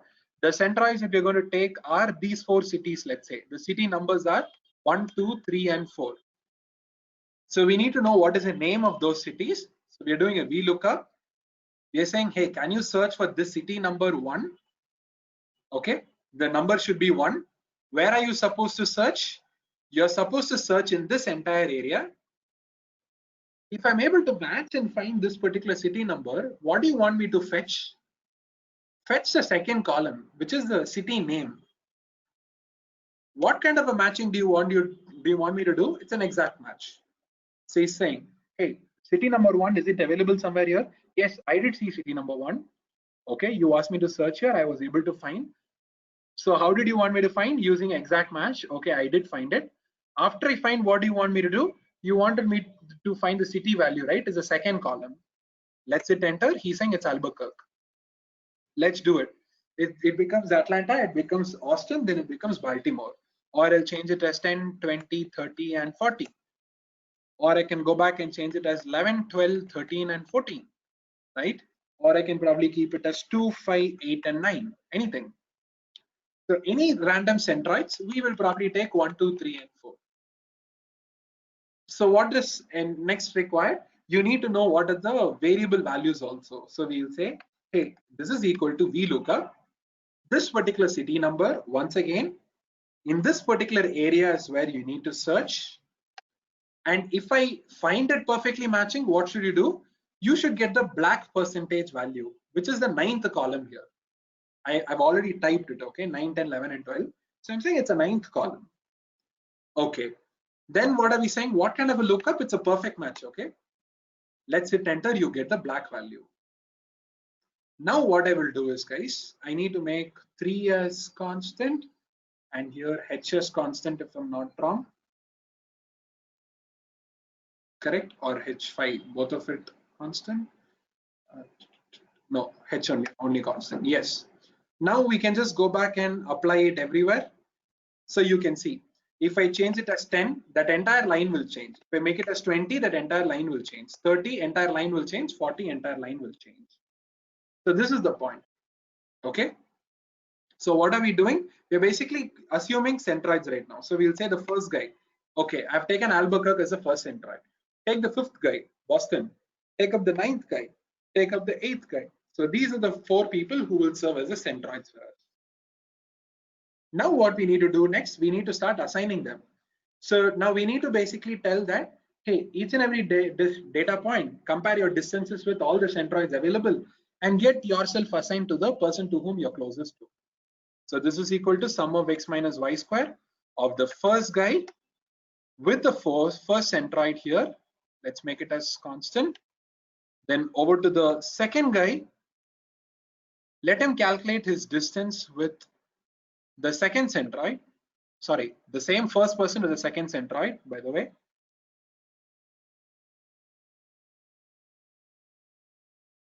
Okay, so the same first person with the third centroid right now. And then over to the last case, it is the same first person with the fourth centroid right now. Okay, so this one data point compared what is the distance with all the 4 people. Now he needs to know what is the minimal distance he has had out of all the 4. So it has been 0. With whom did he have it? To whom should he get assigned to? For that we are saying is equal to match. Try to match this particular distance out of the 4 distances available and give me an exact match. So he's saying it's with the first person. Let's do it with the second guy. So the second guy, he calculated the distance with the 4 centroids. It was 18, 6, 10, and 3. 3 was the least. To whom is he closest to? It is the 4th person with this distance. You need to do it everywhere here, till here. For all the data points, you have done it. Now you know to whom they've got assigned to also. And you get a WSS of 253. Now it's a problem. This may not be the right solution. So you need to go back and search for the right solution. So you need to basically solve it as a combinatorial optimization problem. Go to data, go to solver, let's say reset all. Now we are saying, hey, this is the objective WSS, which should be minimized by changing these 4 city values. But make sure that these 4 city values that you try is always an integer. You can't try city values like 1.2, 7.8 and all. It should always be an integer. These 4 city values should be greater than 1 and they should be lesser than or equal to 49 because we just have 49 cities with us. So it should be an integer running between 1 to 49. Let's hit solve. Now see at the bottom here, guys, it's 172 objective value, it became 168. It's trying more and more solutions, 168.64. It became 166.45, 165.90, 165.35. So it's trying so many different combinations. So finally, it'll just tell us, hey, this is the combination which gave you the least WSS. That's it. It's trying for so many combinations. Then it'll come up saying, hey, I think this is the combination which gave you the least WSS. Those four people are the four centroids, the four clusters you're going to create. Hence, we are done with the market segmentation problem here. That's it. Okay. He's saying these are the four people. I think it's the same solution we got the last time, right? And he's saying these are the points, and this is how they've got assigned to the four centroids, or this is the four cluster output that we wanted. This is the final output we wanted. To which data point, sorry, to which centroid are they getting assigned to? So in which cluster is this particular data point getting assigned? So this is the final result that we basically wanted. That's it. Market segmentation problem using a modified k-means algorithm is hence done. We're able to solve it, right? Any questions still here, guys? Now in this iteration, are you all okay? Did you all follow all the steps from starting till last? How we were able to solve this market segmentation problem in k-means? Are you able to correlate with the algorithm that we discussed previously, theoretically? Right? It's perfectly matching, except for the last stage, right? Are you all able to correlate, guys? How it's working, how it's doing it?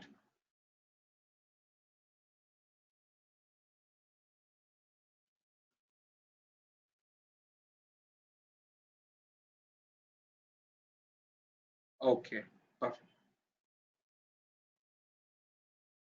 How about others? Yatinder said, okay. Jushbu, is that fine? Rakesh, Ravi, Nizam, Anu, is it okay? Yeah. Okay, perfect. Clear? Perfect. Okay. So what we'll do is, guys, let's probably take a 10-minute break, shall we?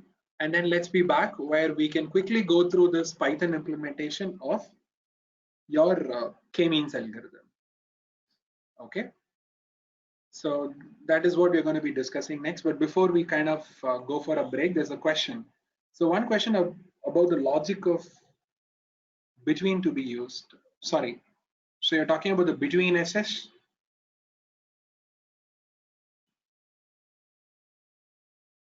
Okay. So you're asking me how is it related to the within SS? Can you just go over with your question one more time? What's your question on the between SS?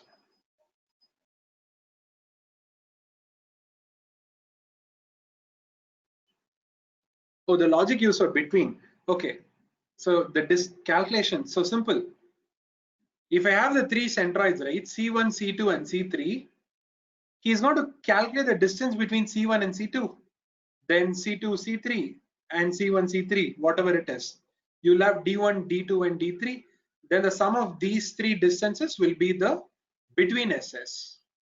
And this between SS should basically go up. So the three centroids that you're ending up with, right, or the four centroids, he will calculate the distance with each one of them. That's it. Okay, in that fashion, you know, the distances should be very, very far away from each other. That's it. Okay, so the centroids will compare the distance with each and everybody, the centroids. So if the centroids are very, very far away, then it means it's good. So now this is 3, whereas the 3 centroids, if they were here, you get a much more better between SS. If it were here, you get a much more bigger between SS. So it's better off for us. So the more far away the centroids are, the better off we are. That is called as between SS. Okay, perfect.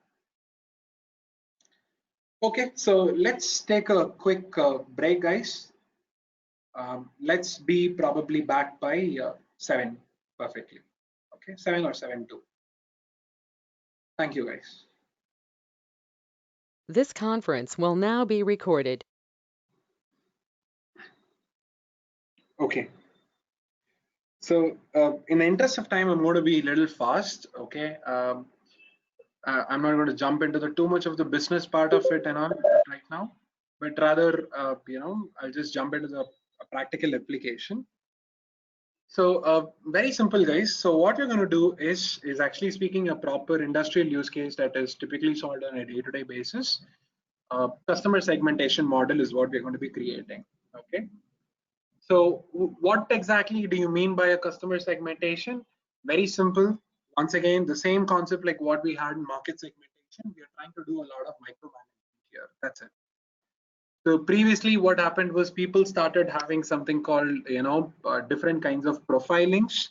Okay, they were typically profiled in different fashions like demographic conditions, geographic conditions, behavioral aspects, and other things, There were different ways by which they started profiling customers, and based on that, they find what is the similarity between them.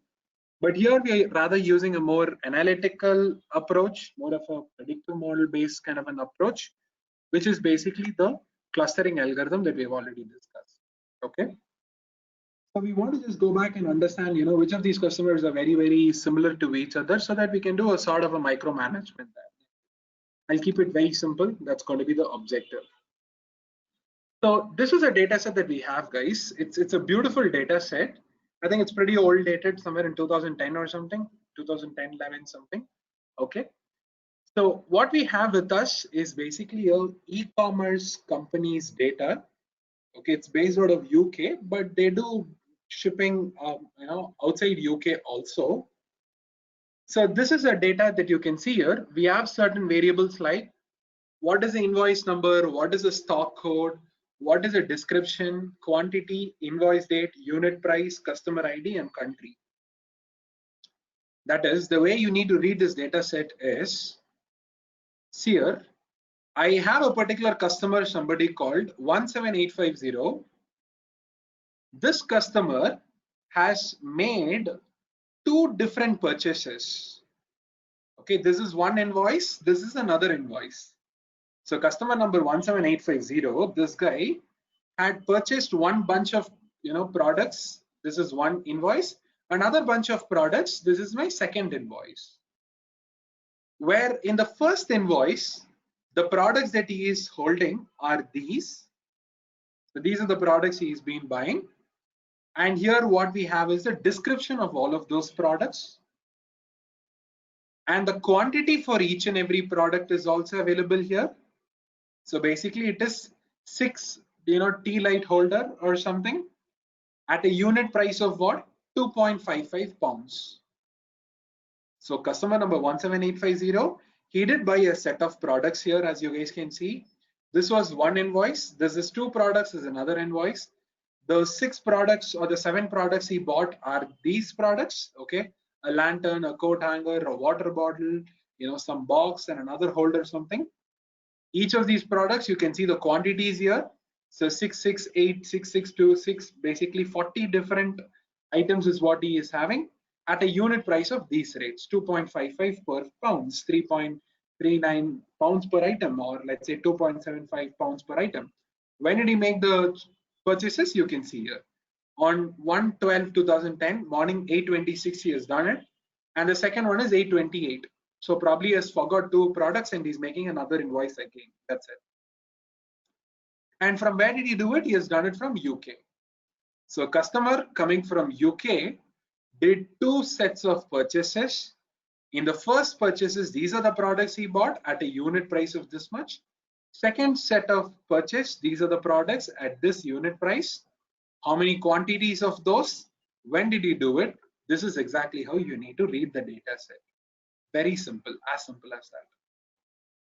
So this is another customer 13047.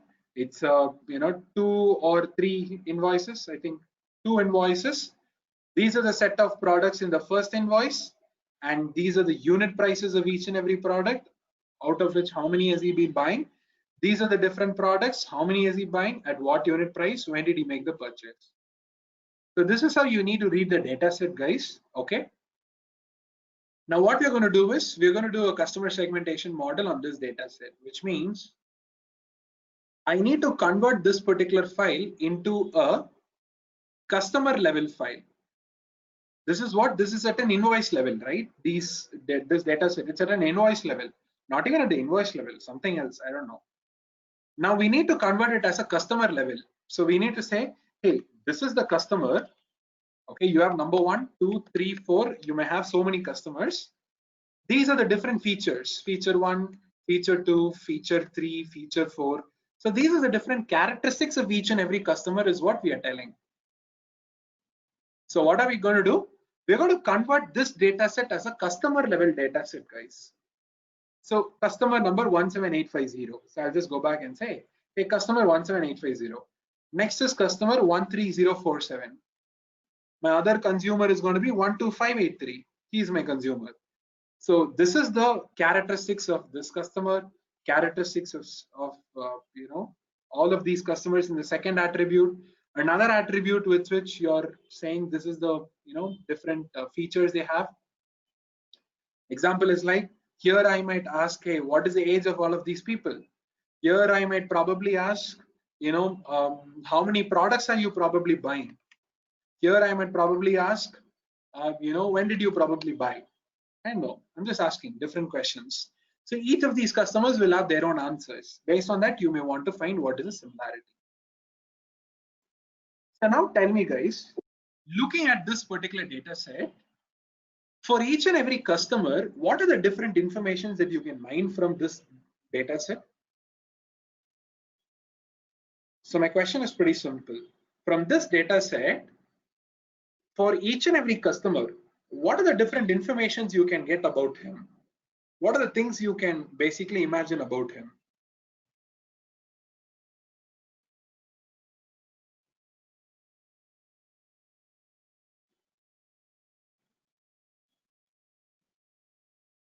Good. So using location, that's a good point. So location-based similarity is something that I can find. Okay. So my first feature could rather be something called location. Good.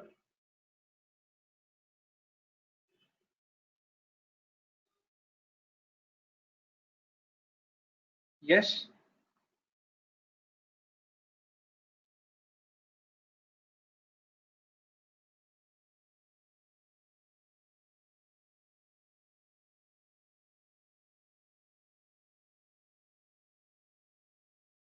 So number 2, I had another answer. It was spending amount. Okay. The monetary value from the customer. Good.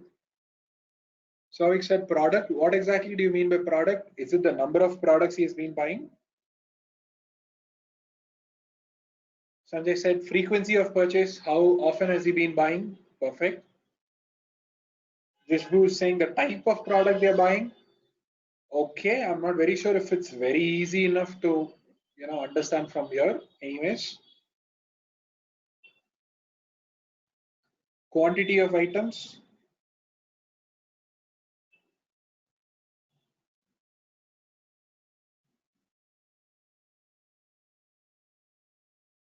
Okay, customer belongs to which country, product he bought, but there are many products they have bought, and the unit price with invoice details. Okay, so what can I do with the unit price? Is that it, guys? This is exactly what you can understand. This is what you can aggregate for a customer, information about customers.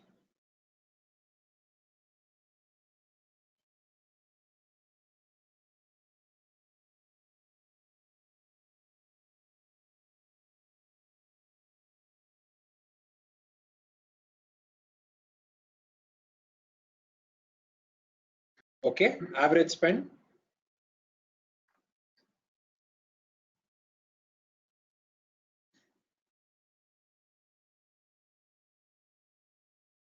What else? Purchasing date and time. But he has made many purchases, many dates and times. So what can I make use of it?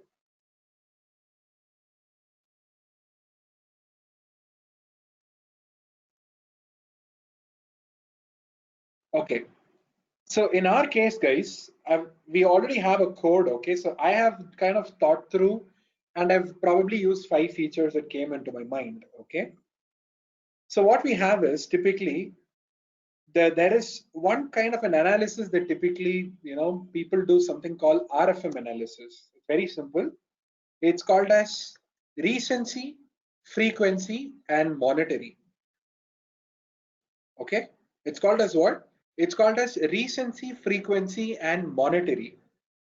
This is called as an RFM analysis. You're basically going to go back and find, so what has been the most recent purchase? How long has he been since he has made his most recent purchase? How many times has he made some purchases? So is he a very loyal customer who's making a lot of purchases, or is he not so loyal customer who's just making 1 or 2 ad hoc purchases with me? Or what is the monetary value I'm earning? The total spends, the average spends, the minimum spends. You can think of it of anything. So typically it's a total spend. How much have I totally earned from this particular customer? Then we even have something called as breadth of a customer. Breadth is nothing but the different unique products that he has bought, the diversity of products that he's been buying.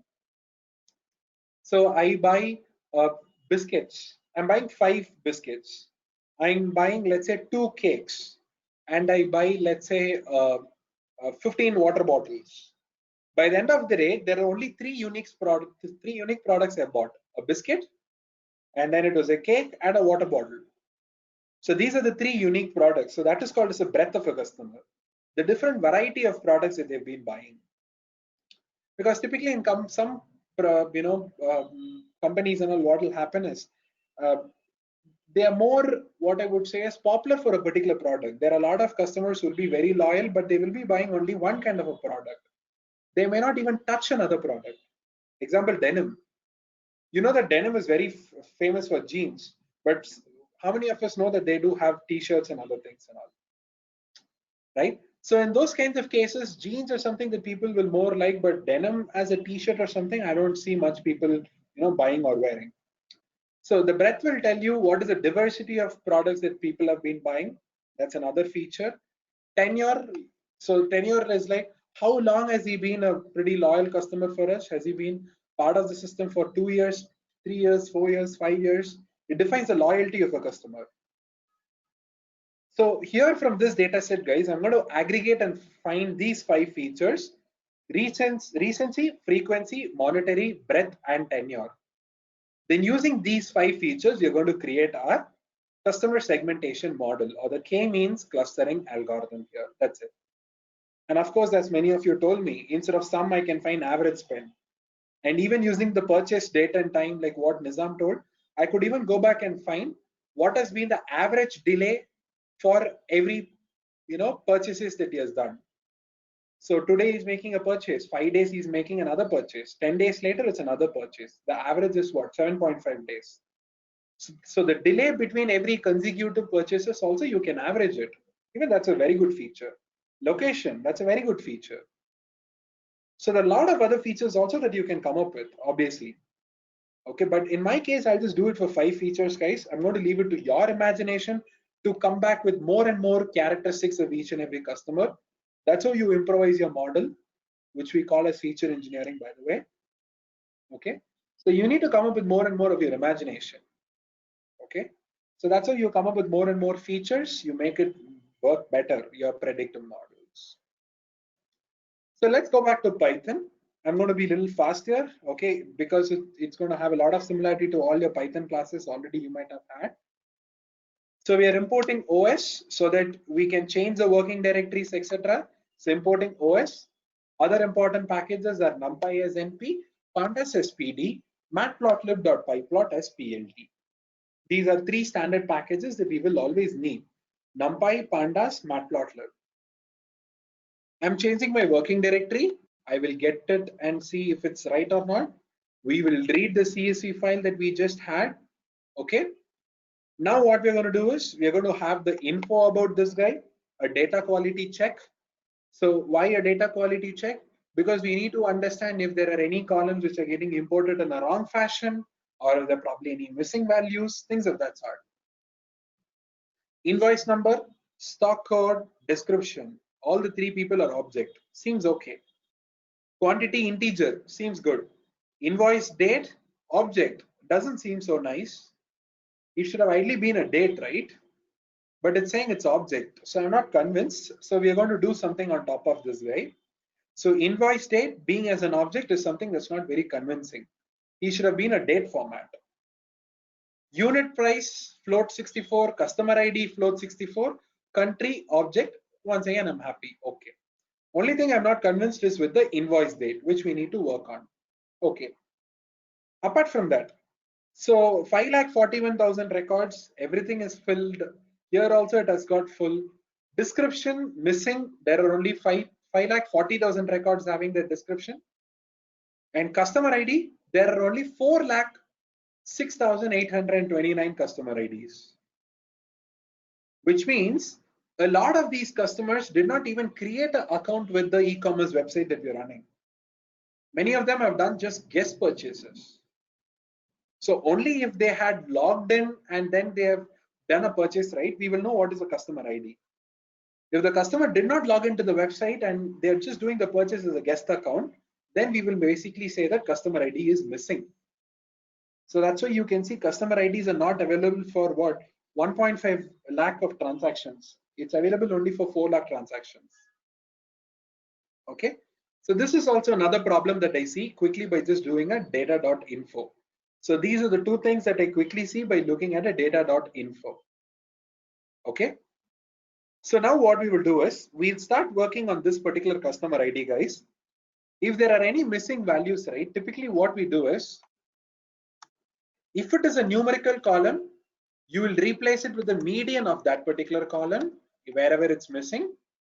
Whereas if it is a categorical column, wherever it is missing, you replace it with the category which is occurring many number of times. So if it is a numerical column, the median is typically kept, guys. Whereas if it is a categorical column, the category which is occurring many number of times is typically used in place of the missing value. So now tell me, here it's customer ID, right? In case of a customer ID, you can't really keep an average or keep a customer ID who's occurring more number of times. It doesn't make a sense at all. So let's say I am the customer who's buying many number of times. Do you really want to say that the rest 1 lakh transactions was done by me by using a mode? Or do you really want to find the median of all the customer IDs and then come up with a new customer ID and say that customer made the other 1 lakh transactions? Doesn't make sense at all. So coming up with a new customer ID for these 1 lakh customer IDs which are missing is surely not the right thing to do. Rather, you can just neglect them. You can just drop those records. That will be much more better. You're much more safer doing that. So what we're going to do is, guys, you can see here, we are passing on the entire data set and we are asking, is there any nulls available or not? Then we are asking for the sum of it. You can see that 1,454 descriptions are not available. 1,35,000 customer IDs are not available. So what we will do is we will ask wherever the customer IDs are not available, just filter out those records. Hence, the rest of the portion is basically 4,06,829 records. So the 1,35,000 records, we have literally removed it. We are left off with only 4,06,829 records right now. Okay. So the first problem of this thing's missing is done. Okay. So the first thing is what? Missing values, it is basically solved. So the second problem is what? The date was in a wrong data type. It was supposed to be a date, but it was object here, which is another problem. For that reason, you can see here, guys. So we are importing a package, something called date time. Then we are saying my date is going to be in this particular format. It will be what? D-M-Y. This is how the format is going to be. Hence, we are going to take up the invoice date and we will parse that particular string in the form of a date right now. That's all. We're going to parse the string in the form of a date right now. So you can see here, he's saying this particular string, it's going to be in this particular format. I will convert it and I'll fetch only the date for you out of all the invoice dates that is available with us.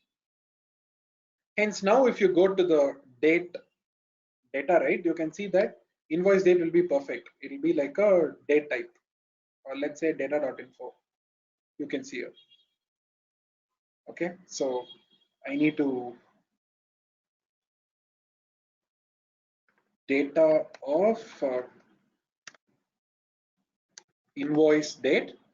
Okay, so now you can see the type of this guy.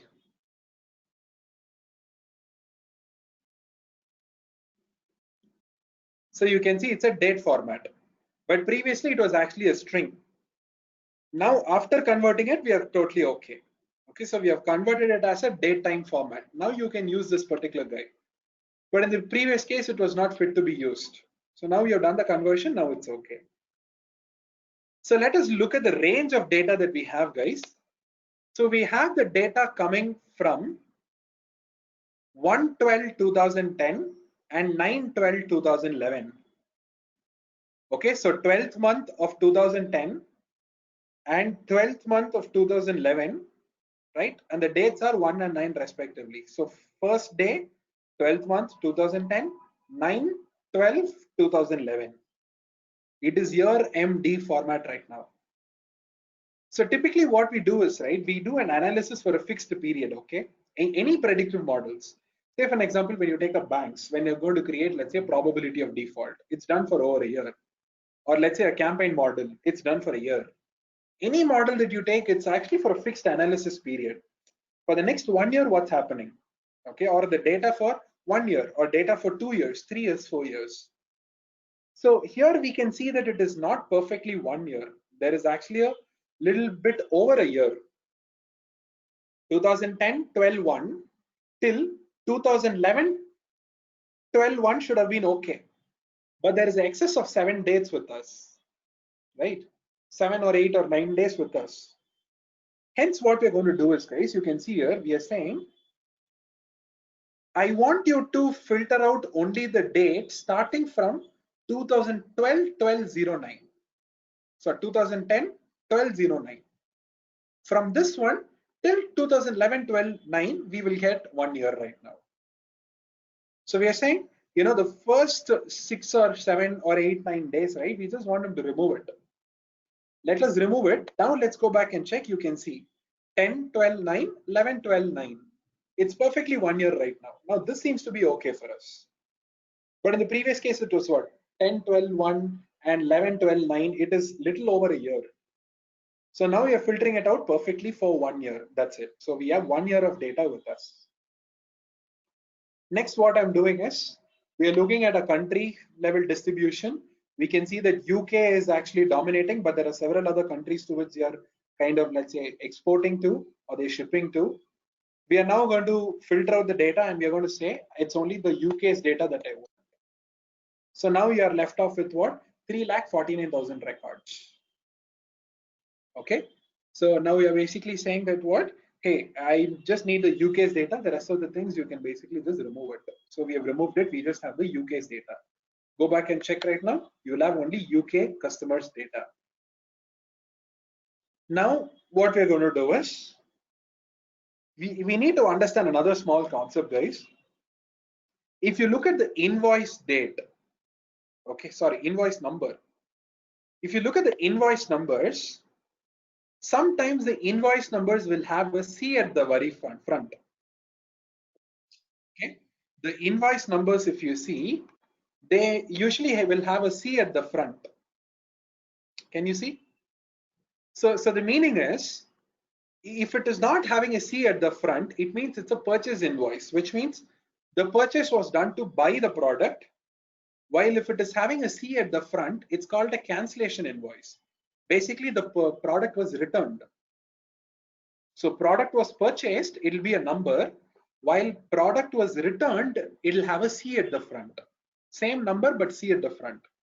So you'll have 100, which means he has bought. C100, which means he returned it. Okay. So 100 will tell you that yes, he bought, while C100 will tell you that no, he returned it. So this is a very important thing to notice. We have purchases, we also have cancellations, which means If I'm going to calculate how much of value I've got from a customer, I need to find how much he has purchased and how much he has returned. You would have purchased for $500, but you would have returned $50 of product. So the monetary value is 450 only. He might have bought 10 times, okay, but he would have returned it 2 times. So the frequency is equal to 8 only. So you need to keep in mind about this particular cancellation also. So there are a lot of transactions which is actually a cancellations that they're doing. It's not a purchase, it's a cancellation also. So that is the reason why, guys, you can come down here, see here, I'm going to create a new column which will tell me whether the product was returned or not, and another column which will tell me whether it was purchased or not. So you can see here, a lot of products were purchased, but some of these transactions were cancelled also. So what do we have here? In our data set, we have a new column called purchase invoice, which will be 1 and 0. 1 when it is a purchase, 0 when it is a cancellation. So purchase invoice is a new column we are creating where it's a 1 the moment it is a purchase, while it's a 0 if it is a cancellation invoice. That's it. Everything is ready. So we have made changes to data types, which was not convincing. We have made what are the change? The missing value thing also we have kind of solved it. Then we have created a new column, something called purchase invoice also right now. So all the 3 things is right now in place. Now we can just start doing our analysis. RFM, recency, frequency, monetary, breadth, and tenure. We need 5 columns. Recency, frequency, monetary, tenure, and breadth. Let's start doing it. So what I'm going to do is, guys, see here, we are going to have one table here, okay? So what I will do is, we'll have one table here, a kind of a master table, which will contain all the unique customer IDs. Okay, we're going to call this as a customers data frame. It will have all the customer ID. Customer ID 1, 2, 3, 4, 5 goes on. It'll have all the customer IDs. Then what I'm going to do is, I'm going to do one analysis and I will say, hey, this is the customer ID.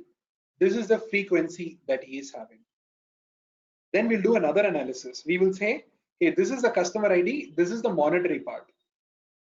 Then we will say, hey, this is the customer ID and this is the frequency part, or let's say recency part. Now what we will do is, we'll go and merge this guy with this one, this guy with the original, this guy with the original. So these are all temporary, okay? Temp of 1, temp of 2, temp of 3. These are all temporary data sets. We're going to delete them whenever the work is over. So you do some analysis, you go back and attach it to the original data frame. Okay. So this is what we're going to be doing, guys. We'll have an original data frame with all the customer IDs. We'll do individual analysis and we'll start appending, or let's say merging to this original one. So let's do that. You can see here, I am finding all the unique customer IDs possible. These are all the unique customer IDs possible. 12346, 12747, 12748, all the unique customer IDs possible. You can see here, we have created a data set. So the data set is ready. We have a customers DF, which is having all the customer IDs, unique customer IDs. Now let us go and do our analysis. Okay. Shall we start with recency and tenure? Or probably to keep it simple, let's start with frequency. Let's start with frequency, no? Let's start with frequency. So see here, guys, I'm taking a temporary data set of the customer ID, the invoice number, and whether it was a purchase or not. Okay, I'm taking a small subset of the customer ID, invoice number, and whether it was a purchase or not. What we're going to do is, we're going to find 2 things from this data set.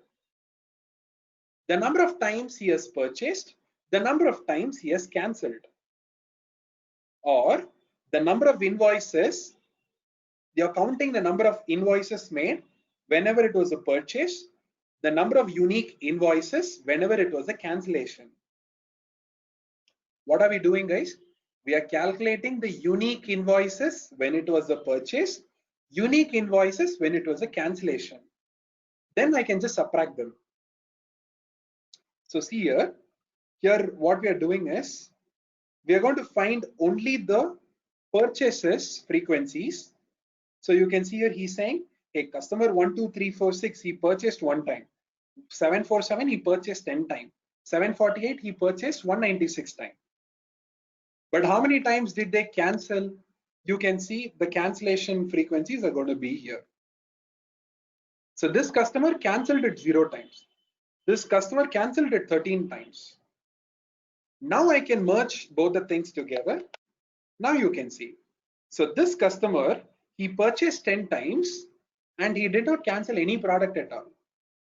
12748 customer bought 196 times but cancelled it 13 times. This customer 5 times he bought and 3 times he has cancelled. Now I can find the net frequency by subtracting these two and deleting the columns. This will be the net frequency we wanted. 196 minus 13, 5 minus 3, 4 minus 0. We have 183, 2, 4 respectively. So this is exactly what we're doing, guys. So you can see here, we are taking a small subset of the data, a temporary data set. We are doing some purchase invoices frequency count, your cancellation invoices frequency count. Then we are merging these two small tables first together. Then we will find the net frequency. It is ready here. Now what we're going to do is we're going to go back and merge it to the original data set. Okay, I think it's already merged. We've already merged it to the original customers TF. We had it here. Okay, so we have merged it. Customers.merge a frequency table, customers.merge a frequency table too. We have already merged it directly.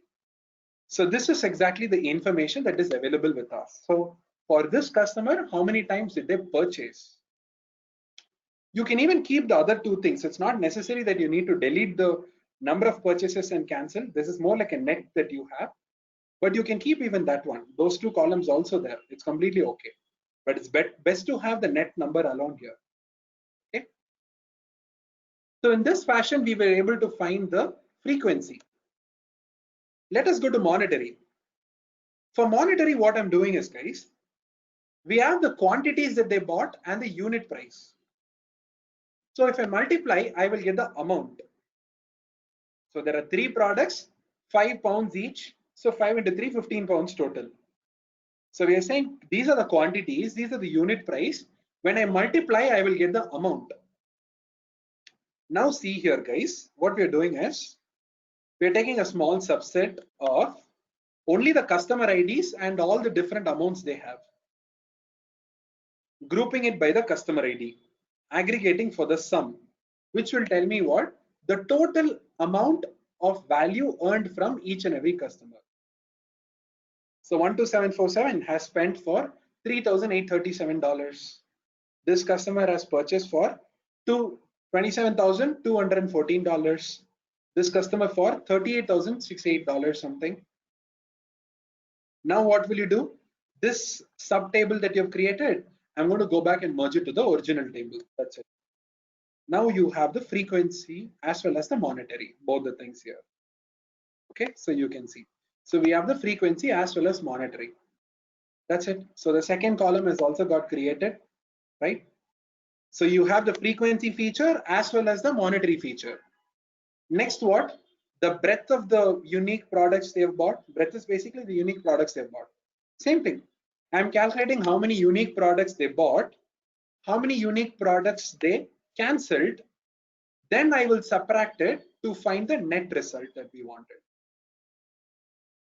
That's it. So you can go back and check here. So we found what is the unique products he bought, unique products he returned. Then we are finding the net of it by subtracting each other, which will tell me the net unique products he has probably bought. Okay.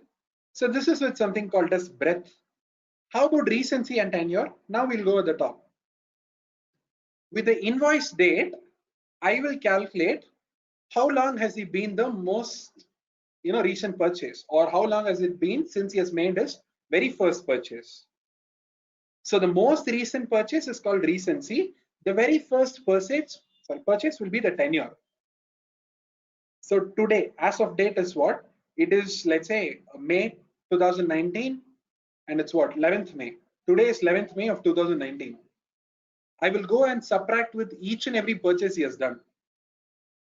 So the very first purchase he has done and today's date will tell me the tenure, and the very recent purchase he has done, and the difference with this reference date will tell me the most recent purchase he has done. Let me go again, guys. See here.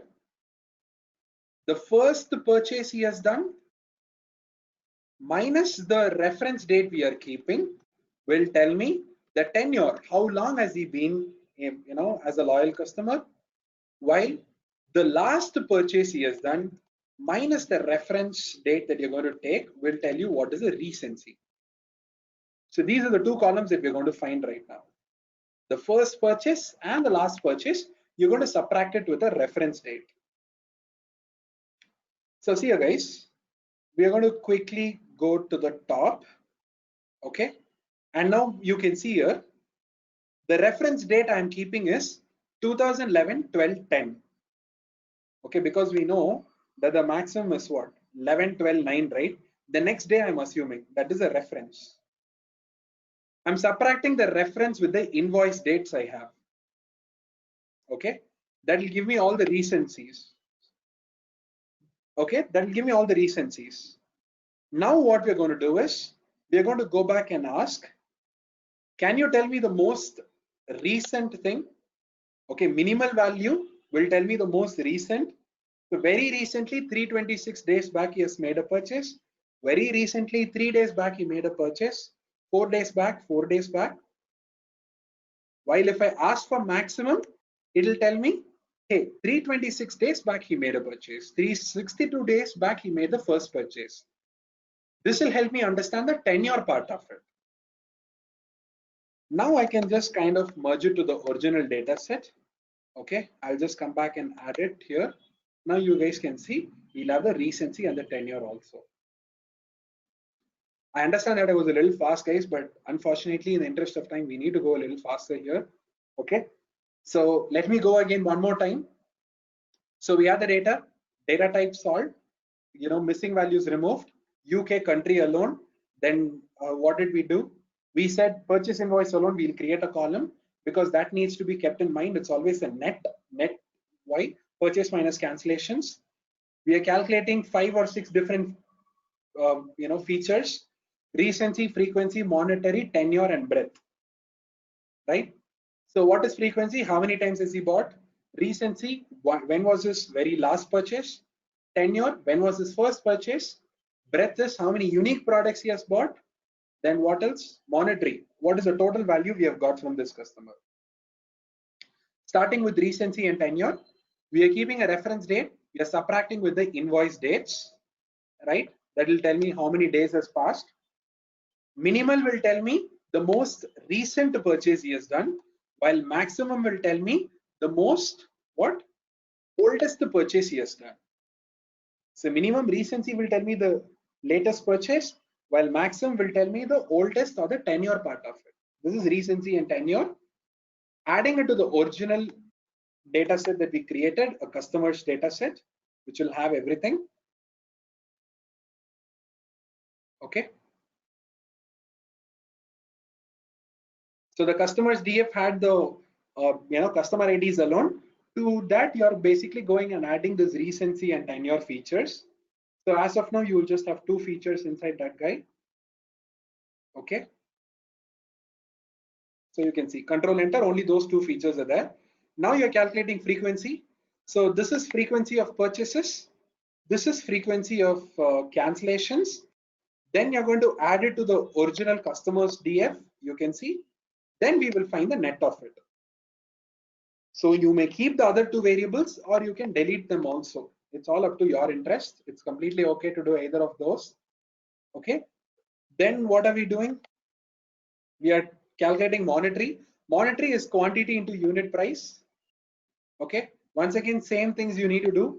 cancellations and purchases, you need to subtract them out. Okay. And finally, once you're done with all these things, customers.head, this is what you'll have, monetary part. Unique products he has bought, same case, unique products he bought, unique products he returned, find the net of it. Then you will find the last column, something called what? Breadth of a customer. So this is exactly what we have. So we have the customer ID, recency, tenure, frequency, monetary, and breadth. So these are the 5 features we have created for now. Okay. Yes. Tell me guys, are you all able to follow till here or not? Till this particular portion? Finding the 5 different features. Are you all convinced?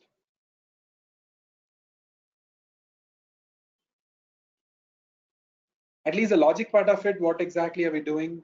How are we doing?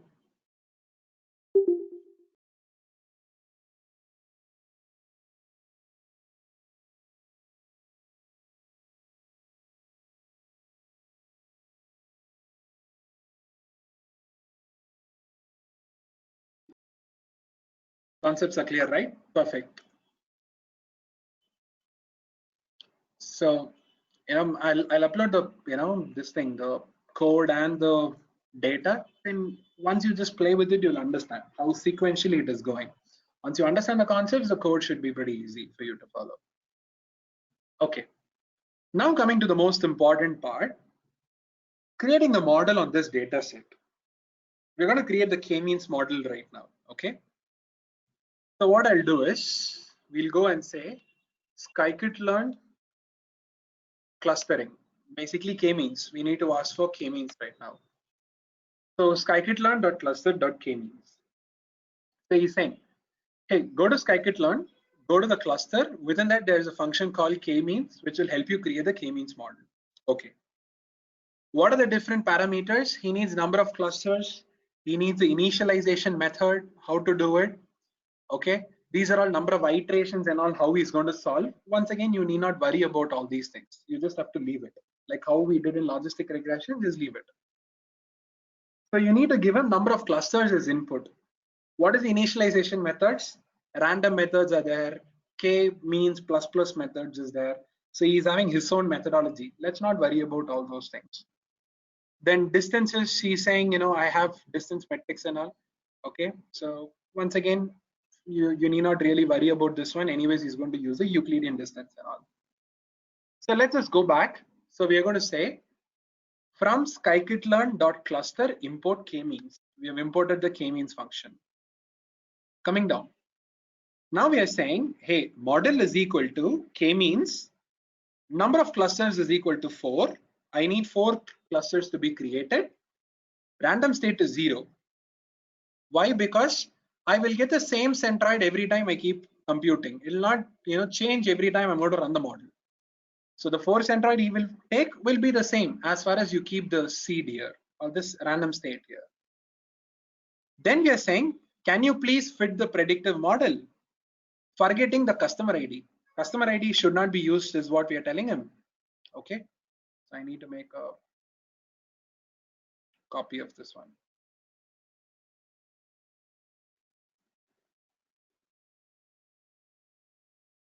Okay. So what we are saying is, we are saying remove the customer ID alone.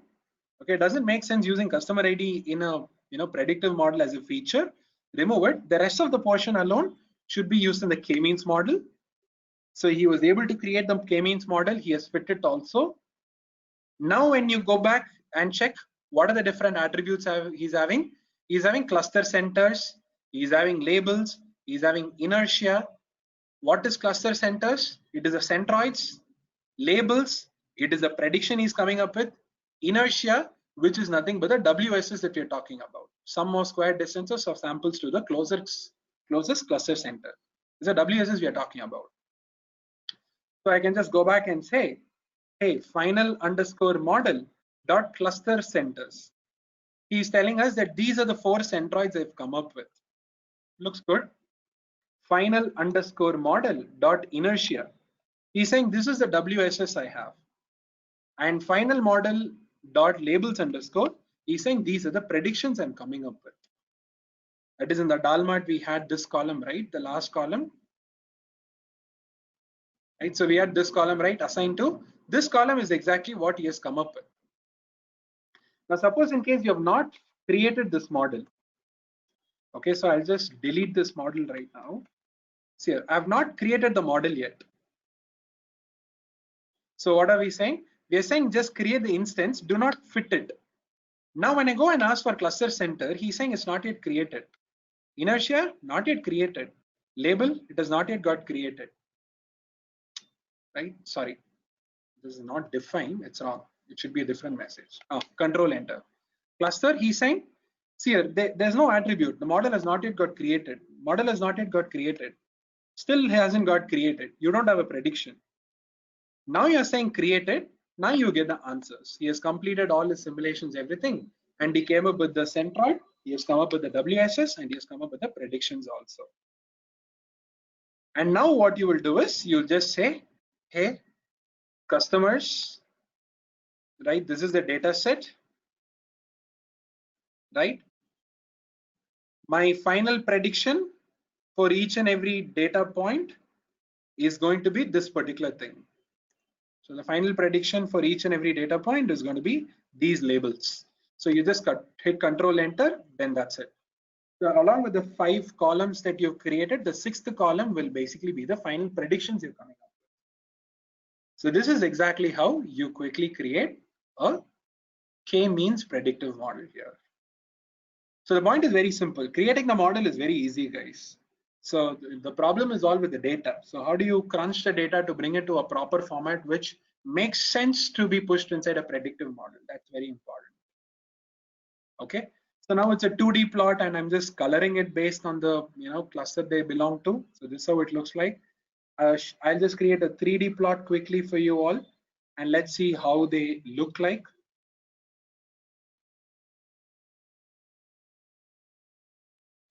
Okay.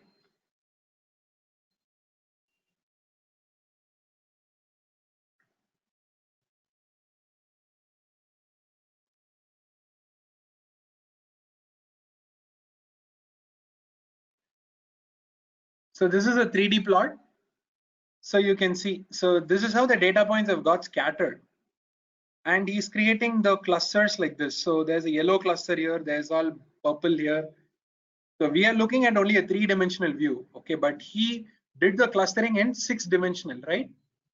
5-dimensional, because we gave 5 features: RFM, breadth, and tenure. So he did the segmentation in 5 features, but we are looking at it only 3 features. Humans can perceive only up to 3 dimensions, right? So in a 3-dimensional view, this is what we can see. Doesn't make very good sense. I don't see proper clusters, right? We are not able to see it, but still it's okay. He has probably looked at it in a 5-dimensional view. As far as the model is okay, we are okay, right? So this is exactly how you create a k-means predictive model, guys. And what you have done is basically a simple use case of something called as a customer segmentation model. Okay, in fact, there's a little bit more to speak about this one. Okay, so this is all certain piece that I'm kind of leaving it out for today. We'll probably discuss tomorrow. I'll tell you how to choose the k number. I told you there's a statistical method, right? It's not statistical, more of a practical method. We do have one. I'll tell you how to choose the k method using this one. Sorry, choose a k using a method, something called elbow chart. So this is basically the concept which we'll probably discuss tomorrow. Okay, but how to create a predictive model, how to get the results, everything, pretty simple. This is exactly how you create a quick k-means model. Okay, great. So any questions otherwise, guys? Are you all convinced till here? All okay?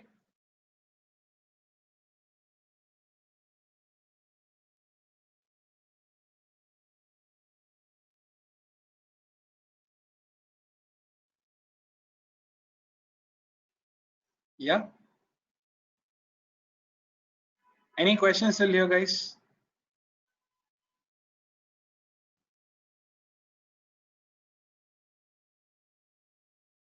Okay.